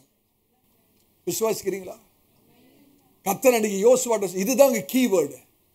அந்த வசனத்திலே முக்கியமான வார்த்தை என்னன்னா பார்தான். எத்தனை பேர் பார்க்க போறீங்க?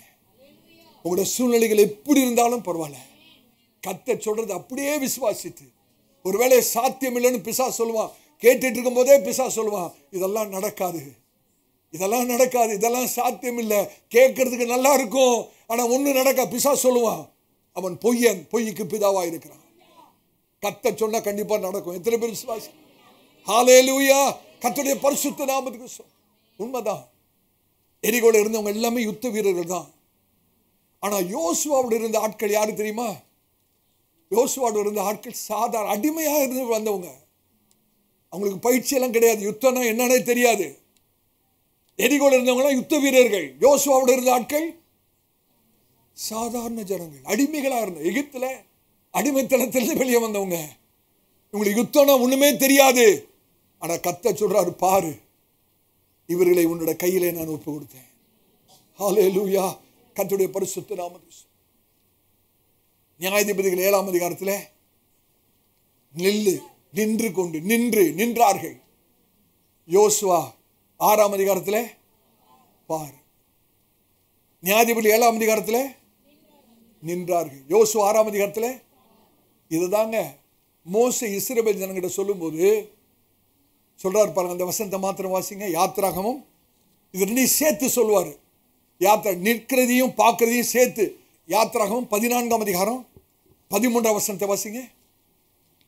யாத்திராகமும் 14ஆம் அதிகாரம் 13ஆம் வசனம். அப்பொழுது மோசே ஜனங்களை நோக்கி, பயப்படாதிருங்கள், பயப்படாதிருங்கள், நீங்கள் நின்று கொண்டு இன்றைக்கு கர்த்தர் உங்களுக்கு செய்யும் ரட்சிப்பை பாருங்கள். நின்று கொண்டு பார்க்கணும். நம்முடைய வேலை வேற ஒண்ணுமே கிடையாது. 2 காரியம். நின்று கொண்டு பார். நிக்கிறதுனா எது தெரியுமா? தைரியத்தை குறிக்கிறது. பயப்படாம நிக்கணும். ஓடுனா என்ன அர்த்தம்? பயம் அர்த்தம். நிக்கிறதுனா என்ன அர்த்தம்? சுத்தமா பயம் இல்லைன்னு அர்த்தம். யார் வேணா எதிர்த்து வரட்டும், என்ன சூழ்நிலை வரனாலும் வரட்டும், நான் என்ன பண்ணுவேன்? நிற்பேன். கர்த்தர் என்னோடு கூட நிக்கிறபடினாலே நான் நிற்பேன். அப்ப நிக்கிறது பயமில்லாத ஒரு அனுபவம், விசுவாசம். பார்க்கிறது என்னது? விசுவாசம். நிக்கிறது தைரியம், பார்க்கிறது தைரியமான விசுவாசம். ஹல்லேலூயா. நின்று கொண்டு பாருன்னா தைரியமான விசுவாசம் அர்த்தம். எத்தனை பேருக்கு விளங்குது நான் சொல்றது? கர்த்தருடைய பரிசுத்த நாமத்துக்கு மகிமை உண்டாகும். யோசிச்சு பாருங்க, இஸ்ரவேல் ஜனங்கள் இப்பொழுது யோர்தான் நதியை கடந்து கானானுக்குள்ளே போகிறார்கள். கானான் அந்தகாரத்துக்குள்ளே இருக்கிறது. கானான் அந்தகாரத்துக்குள்ளே இருக்கிறது. வெளிச்சம் கானானுக்குள்ளே போகுது. எத்தனை பேர் கற்பனை பண்ணி பார்க்க முடியுது? யோசுவாவும் கர்த்தருடைய ஜனங்களும் இப்ப கானானுக்குள்ள கானான் எப்படி இருக்கு? அந்தகாரமா இருக்கு. இப்ப வெளிச்சம் உள்ள போகுது. யோசுவா வெளியே இருக்கிற வரைக்கும் கானான் அந்தகாரங்க. ஆனா யோசுவா உள்ள போயிட்டாருன்னா கானான்ல அந்தகாரத்துக்கு இடமே கிடையாது. ஹல்லேலூயா. இதைதான் நம்ம புதிய ஏற்பாட்டில் வாசிக்கிறோம். உலகத்திலே வந்த எந்த மனுஷரையும் பிரகாசிப்பிக்கிற ஒளியே அந்த மெய்யான ஒளி. ஹல்லேலூயா. இன்னும் சொன்னா கர்த்தர் என்ன சொல்ற தெரியுமா? மகனே மகளே, எந்த அந்தகார சூழ்நிலைக்குள்ள நீங்க போனாலும் என்னவாயிரும்? அந்த இடம் வெளிச்சமாயிரும். ஏன்னா நீங்க தான் அந்த வெளிச்சம். நீங்க தான் அந்த வெளிச்சம். நீங்க தான் கர்த்தருடைய வார்த்தை. எந்த அந்தகார சூழ்நிலைக்குள்ளே கர்த்தர் உங்களை நடத்தினாலும் அந்த சூழ்நிலை எப்படி ஆயிரும்? கானான் எப்படி ஆயிரும்? கானான் அந்தகாரத்துல தான் இருந்தது. ஆனா யோசுவா காலடிச்சு உள்ள வச்சு போனோன்னே கானான்ல அந்தகாரத்துக்கு இடமே கிடையாது. வெளிச்சம் கானானுக்குள்ளே பிரவேசிக்கிறது. கர்த்தருடைய ஊழியக்காரனா சொல்றேன், எந்த சூழ்நிலைக்குள்ளே நம்ம போனாலும் அந்தகார சூழ்நிலை மாறி வெளிச்சம் உண்டாகிவிடும். கர்த்தருடைய பரிசுத்த நாமத்துக்கு ஸ்தோத்திரம். விசுவாசிக்கிறீங்களா? ஆகவே நம்முடைய முதல் போராயுதம் சத்தியம் என்னும் கச்சை. இதை வைத்துதான் நம்ம பிசாசிட்ட போராடணும். தீர்மானம் பண்ணுங்க, ஆண்டவரே சத்தியம் என்னும் கட்சியை நான் கட்டிக்கொள்வேன். நான் முடிக்க போறேன். அதுக்கு முன்னால ஒரு காரியத்தை நான் சொல்லணும். கர்த்தரால் ஏவப்படுகிறேன். உங்களில சிலர் சொல்லலாம், ஒருவேளை பாஸ்டர் அந்தகாரம் எனக்கு நேரா வந்து வசனத்தை சொல்லி மேற்கொள்கிற ஒரு அனுபவம். ஏற்கனவே நான் அந்தகாரத்துக்குள்ள தான் இருக்கிறேன். நான் என்ன பண்ண? எனக்கு ஏதாவது ஒரு தீர்வு இருக்குதா? Now it is too late. என்னால ஒண்ணுமே செய்ய முடியல. ஏற்கனவே அந்தகாரத்துக்குள்ள போயிட்டேன், கடனுக்குள்ள போயிட்டேன், பிரச்சனைக்குள்ள போயிட்டேன். பிரச்சனை எனக்கு நேரம் வரல. ஏற்கனவே வந்து நான் அதுக்குள்ள போயிட்டேன், மூழ்கிட்டேன், கடன்ல மூழ்கிட்டேன், பிரச்சனையில மூழ்கிட்டேன். எனக்கு ஏதாவது தீர்வு இருக்கா? கர்த்தருடைய ஊழியக்காரனா சொல்றேன், கர்த்தருடைய பார்வையிலே எதுவுமே லேட் இல்லைங்க. Nothing is too late. உங்களுக்கும் ஒரு பெரிய தீர்வு இருக்கு. இப்படி கற்பனை பண்ணி பாருங்களேன். நான் சொல்றது இப்படி விளங்கிங்க. உங்க வீட்டுக்குள்ள 6 மணிக்கு நீங்க வரீங்க. வேலை முடிஞ்சு 6 மணிக்கு வரீங்க. வந்தோடனே வீட்டுக்குள்ள என்ன போடுவீங்க? லைட்டை போடுவீங்க. அப்படிதானே? 6 மணிக்கு வீட்டுக்குள்ள வந்தோடனே லைட்டை போடும். ஒரு நாள் 6 மணிக்கு நீங்க வரல, ரொம்ப லேட்டா 10 மணிக்கு தான் வரீங்க. வீடு இருண்டு இருக்கு. நீங்க என்ன பண்ணுவீங்க? என்ன போடுவீங்க? லைட். இல்ல நான் இன்னைக்கு ரொம்ப லேட்டா வந்துட்டேன், அதனால நைட்டு பூரா இருட்டிலே இருக்கிறேன். அப்படி இருப்போமா? சீக்கிரம் வந்தாலும் லைட்டை போடுறோம், லேட்டா வந்தாலும். இப்ப விளங்குதா? எதுவுமே லேட்டு கிடையாதுன்ற. எப்ப வேணாலும் லைட்டை போடலாம்.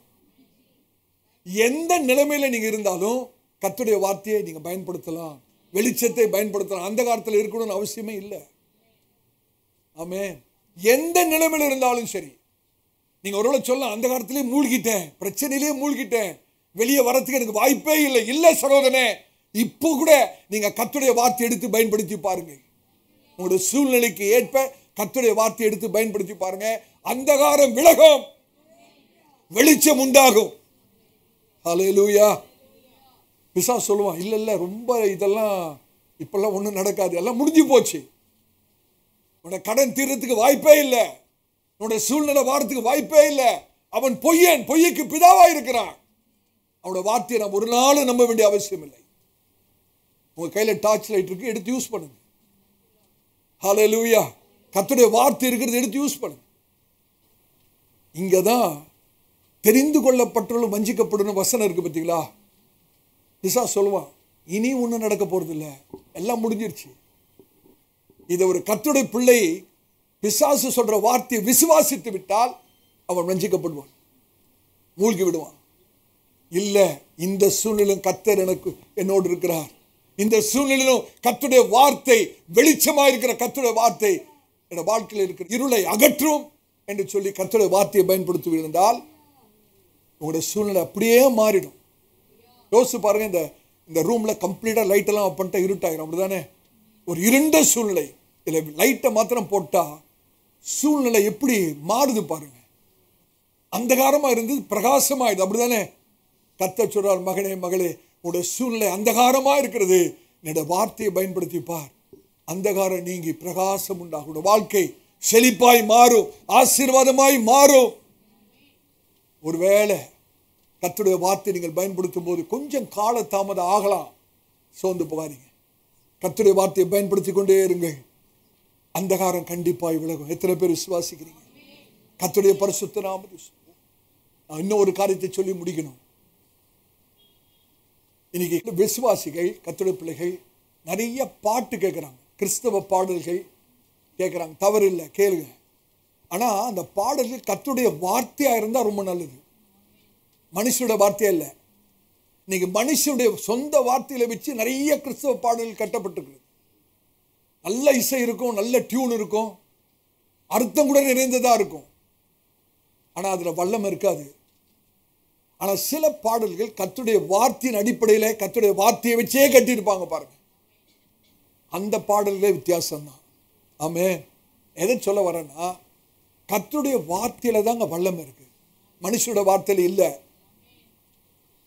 நீங்க சாட்சி சொல்றதை கேட்கலாம், இன்னொரு மனுஷன் பேசுறதை கேட்கலாம், மோட்டிவேஷனல் ஸ்பீச், நம்ம உற்சாகப்படுத்தக்கூடிய வார்த்தைகளை கேட்க. சில பேர் உற்சாகப்படுத்துகிற வார்த்தைகளை பேசுவாங்க, அந்த நேரத்தில் கேட்கறதுக்கு நல்லா இருக்கும், கேட்டு போன பிறகு திருப்பியும் பழைய சோர்வே வந்துடும், அப்படிதானே? இதான் மோட்டிவேஷனல் ஸ்பீச் கேன் டூ. உற்சாகப்படுத்துகிற வார்த்தைகளை பேசும்போது கேட்கும்போது ரொம்ப உற்சாகமாக இருக்கும், கேட்டு முடிச்சுட்டு போனால் பழைய பழைய நிலைமை தான். ஆனால் கர்த்தருடைய வார்த்தை அப்படி இல்லைப்பா, உங்களுடைய சூழ்நிலையை மாற்ற வல்லமை உள்ளது. இருளை அந்தகாரத்தை நீக்கி வெளிச்சத்தை கொண்டு வரக்கூடியது. ஹல்லேலூயா. நான் என்ன சொல்ல வரேன்னா, மனுஷனுடைய வார்த்தைகள் அல்ல, பாடல்கள் அல்ல, சாட்சிகள் அல்ல, கர்த்தருடைய வார்த்தை ஒண்ணுதாங்க விதை, வேற எதுவுமே விதை கிடையாது. விதைக்குள்ளதான் ஜீவன் இருக்கு, விதை தான் விளைச்சலை கொண்டு வரும். நான் சொல்றது எத்தனை பேருக்கு விளங்குது? விதை தான் விளைச்சலை கொண்டு வரும், வேற எதுவுமே விதை கிடையாது. மனுஷனுடைய வார்த்தைகள்லாம் விதை கிடையாது, மனுஷன் கற்ற சொந்த வார்த்தையில கற்ற பாட்டெல்லாம் விதை கிடையாது. கர்த்தருடைய வார்த்தை மாத்திரம்தான் விதை, அதுக்குள்ள மாத்திரம்தான் ஜீவன் இருக்கிறது, அதுக்குள்ள மாத்திரம்தான் விளைச்சலை கொண்டு வரக்கூடிய ஆற்றல் இருக்கிறது. ஆகவே எவ்வளவுக்கு எவ்வளவு முடியுமோ கர்த்தருடைய வார்த்தையோடு நேரத்தை செலவு பண்ணுங்க, கர்த்தருடைய வார்த்தையை தியானிங்க, கர்த்தருடைய வார்த்தையை மனப்பாடம் பண்ணுங்க, கர்த்தருடைய வார்த்தையை பேசுங்க, கர்த்தருடைய வார்த்தையை அறிக்கை செய்யுங்க, கர்த்தருடைய வார்த்தையை தியானிங்க. ஹல்லேலூயா. சத்தியம் என்னும் கட்சி எடுத்து பயன்படுத்துங்க. ஹல்லேலூயா. சில விசுவாசிங்க பிரச்சனை வரும்போது ஆண்டவரை ஜெபிப்பாங்க, ஆண்டவரே இந்த பிரச்சனையை நீக்க ஆண்டவரே, இந்த அந்தகாரத்தை நீக்கும் ஆண்டவரே. நான் கேட்கிறேன், இந்த ஜெபம் சரியா தப்பா?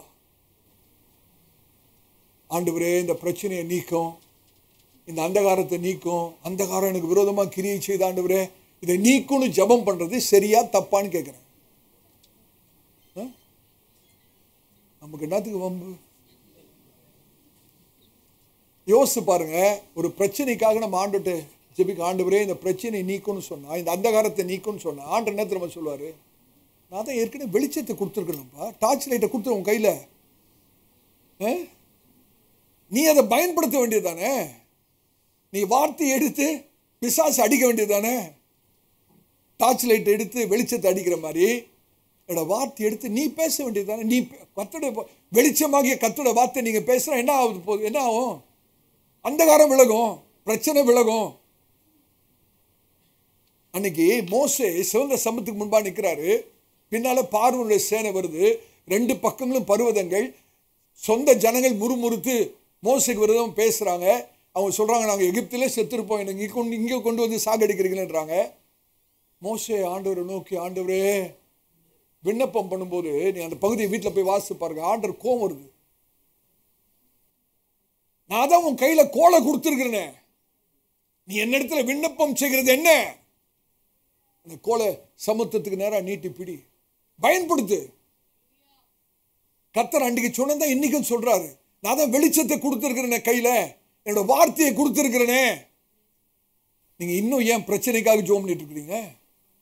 பிரச்சனைக்காக வார்த்தை எடுத்து பயன்படுத்துங்க. உறவுக்காக ஜெபிங்க, ரட்சிப்புக்காக ஜெபிங்க, மற்றவங்க ரட்சிக்கப்படணும்னு ஜெபம் பண்ணுங்க. உங்களுடைய உறவு ஆண்டவருடைய நெருக்கத்துக்காக ஜெபிங்க, பிரச்சனைக்காக ஜெபிக்காதீங்க. பிரச்சனைக்காக தான் கர்த்தர் வசனத்தை கொடுத்திருக்கிறார், வெளிச்சத்தை கொடுத்திருக்கிறார். சில சமயத்தில் சில சொல்றதை கேட்டிருக்கீங்களா? பாஸ்டர், நான் என் மனசுல ஒரு யோசனை வந்தது, இந்த இடத்துல ஒரு ஆக்சிடென்ட் நடக்க போகுதுன்னு யோசனை வந்தது பாஸ்டர், அதே மாதிரி ஆயிடுச்சு. அதுல ஒரு பெரிய பெருமை அவருக்கு. இவர் யோசித்தாராம், அதே மாதிரி நடந்துச்சு.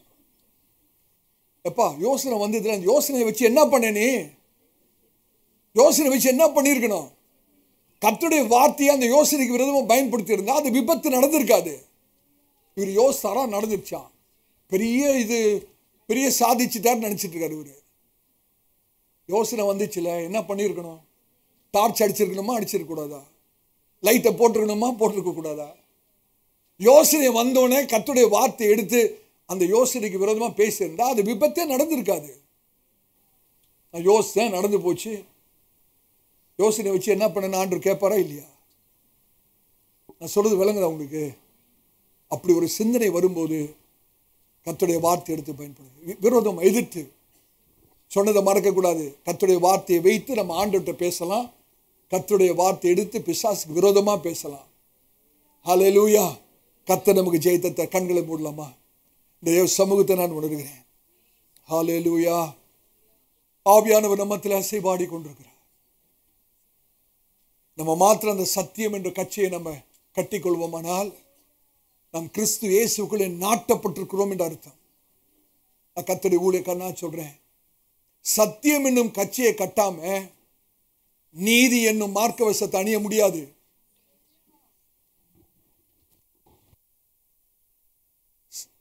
கர்த்தருடைய வார்த்தை என்னும் பட்டயத்தை எடுக்க முடியாது. ஏன்னா எல்லாமே கச்சையில தான் இருக்குது. எல்லா போர் ஆயுதங்களும் அந்த கச்சையில தான் இருக்கிறது. அதனால்தான் ஆண்டவர் முதலாவது கட்சியை வைத்திருக்கிறார், சத்தியம் என்னும் கட்சி. இந்த ஒரு போர் ஆயுதம் உங்கள் இடத்துல இல்லாமல், இதை பயன்படுத்த தெரியாமல் வேற எந்த போர் ஆயுதத்தையும் நீங்க பயன்படுத்த முடியாது. வர நாட்களிலே மற்ற போர் ஆயுதங்களை குறித்து நாம் தியானிக்க போகிறோம். ஆவியானவர் நம்மோடு கூட பேசுவார். இன்றைக்கு நம்ம ஒப்பு கொடுப்போம். அப்படியே எழுந்து நிற்கலாமா? கீழ்த்தளத்தில் இருந்தாலும் மேல் தளத்தில் இருந்தாலும் தயவு செய்து அப்படியே எழுந்து நில்லுங்கள். கர்த்தருடைய சமூகம் இந்த இடத்துல அசைவாடி, ஆவியானவர் அசைவாடி கொண்டிருக்கிறார். தேவ பிரசன்னம் இருக்கிறது. சகோதரனே, சகோதரியே, இந்த சத்தியம் என்னும் கட்சியை வேற யாராவது கட்டி விடுவாங்கன்னு எதிர்பார்க்க கூடாது. பாஸ்டர் கட்டி விட மாட்டார். வேற யாராவது என்னை கட்டி விடுவாங்கன்னு சொல்லக்கூடாது. வேதம் என்ன திரும்ப சொல்லுது? சத்தியம் என்னும் கட்சியை கட்டி கொண்டு நீங்களா எடுத்து கட்டணும், நீங்களா பயன்படுத்தணும். தீர்மானம் பண்ண. எத்தனை பேர் தீர்மானம் பண்ண? ஆண்டவரே, இன்றையிலிருந்து எல்லா சூழ்நிலைக்கும் இந்த வார்த்தையை நான் பேச போகிறேன், பயன்படுத்த போகிறேன். நீர் கொடுத்த வெளிச்சத்தை நான் பயன்படுத்த போகிறேன். ஒரு தீர்மானம் பண்ணுவீங்களா? வாயிலை திறந்து ஆண்டுக்கு நன்றி சொல்லுமா? ஹல்லேலூயா. கர்த்தருடைய பிரசன்னத்தை உணர்ந்தவர்களாக நம் வாயிலை விரிவாய் திறந்து ஆண்டவரை சொல்லுங்க, ஆண்டவரே, நீர் எனக்கு கற்றுக் கொடுத்த சத்தியங்களுக்காக ஸ்தோத்திரம்பா. நான் அறியாமல் இருந்துட்டேன், உங்களோட வார்த்தையை பயன்படுத்த தவறிட்டேன், எல்லாத்தையும் பயன்படுத்தினேன், உங்களோட வார்த்தையை மாத்திரம் விட்டுட்டேன். ஆண்டவரே, என் சூழ்நிலைக்கு இங்கேயும் அங்கேயும் ஓடினேன், மனுஷ ஒத்தாசையை நாடினேன், அவர்கள் எனக்கு உதவி செய்வார்களா, இவர்கள் உதவி செய்வார்களா ஓடினேன். ஆனா என் கையில நீங்க வார்த்தையை கொடுத்திருக்கீங்க, அதை பயன்படுத்த தவறிட்டேன். ஆண்டவரே, எத்தனை பேர் தீர்மானம் பண்ண முடியும்? ஒவ்வொரு வாரமும் உங்களுக்கு புதிய வசனம் கொடுக்கப்படும், பிரிண்ட் பண்ணி கொடுக்கப்படும். நீங்க அதை அப்படியே பைபிள்ல வச்சு மறந்துடாதீங்க. உங்களுடைய சூழ்நிலைக்கு அந்த வசனத்தை எடுத்து எடுத்து எடுத்து வாயினால் அறிக்கை செய்து பழகுங்க. கர்த்தர் ஒரு பெரிய ஜெயத்தை வைத்திருக்கிறார். கர்த்தர் நமக்கு ஒரு பெரிய ஜெயத்தை வைத்திருக்கிறார். எல்லா அந்தகார சக்திகளை விலகி ஓடும். ஹல்லேலூயா. முக்கு ஸ்தோத்திரம் ஸ்தோத்திரம் ஸ்தோத்திரம். நாங்கள் ஏந்திடும் போராயுதங்கள் வல்லமையுள்ள போராயுதங்கள் வெறும் மாம்சத்துக்கு ஏதுவானதல்ல, தூய ஆவியின் பலன் கொண்டதே. ஆமென். வெறும் நாகங்களை நிர்மூலமாக்கும் கர்த்தரின் வல்ல போராயுதங்கள் வெறும் மரங்களை நிர்மூலமாக்கும் தூய ஆவியின் பலன் கொண்டதே. வல்லமை உண்டு, வல்லமை உண்டு உண்டு. ஹல்லேலூயா. ரத்தத்தா வல்லமை உண்டு உண்டு. அற்புத வல்லமை ஆற்றுக்கு தீன்ற நாங்கள் நாங்கள் ஏந்திடும் போராயுதங்கள் வல்லமையுள்ள போராயுதங்கள் வெறும் மாம்சத்துக்கு எதுவானதல்ல தூய ஆவியின் பலன் கொண்டதே. வெறும் களை நீர் மூலமாக்கும் போராயுதங்கள்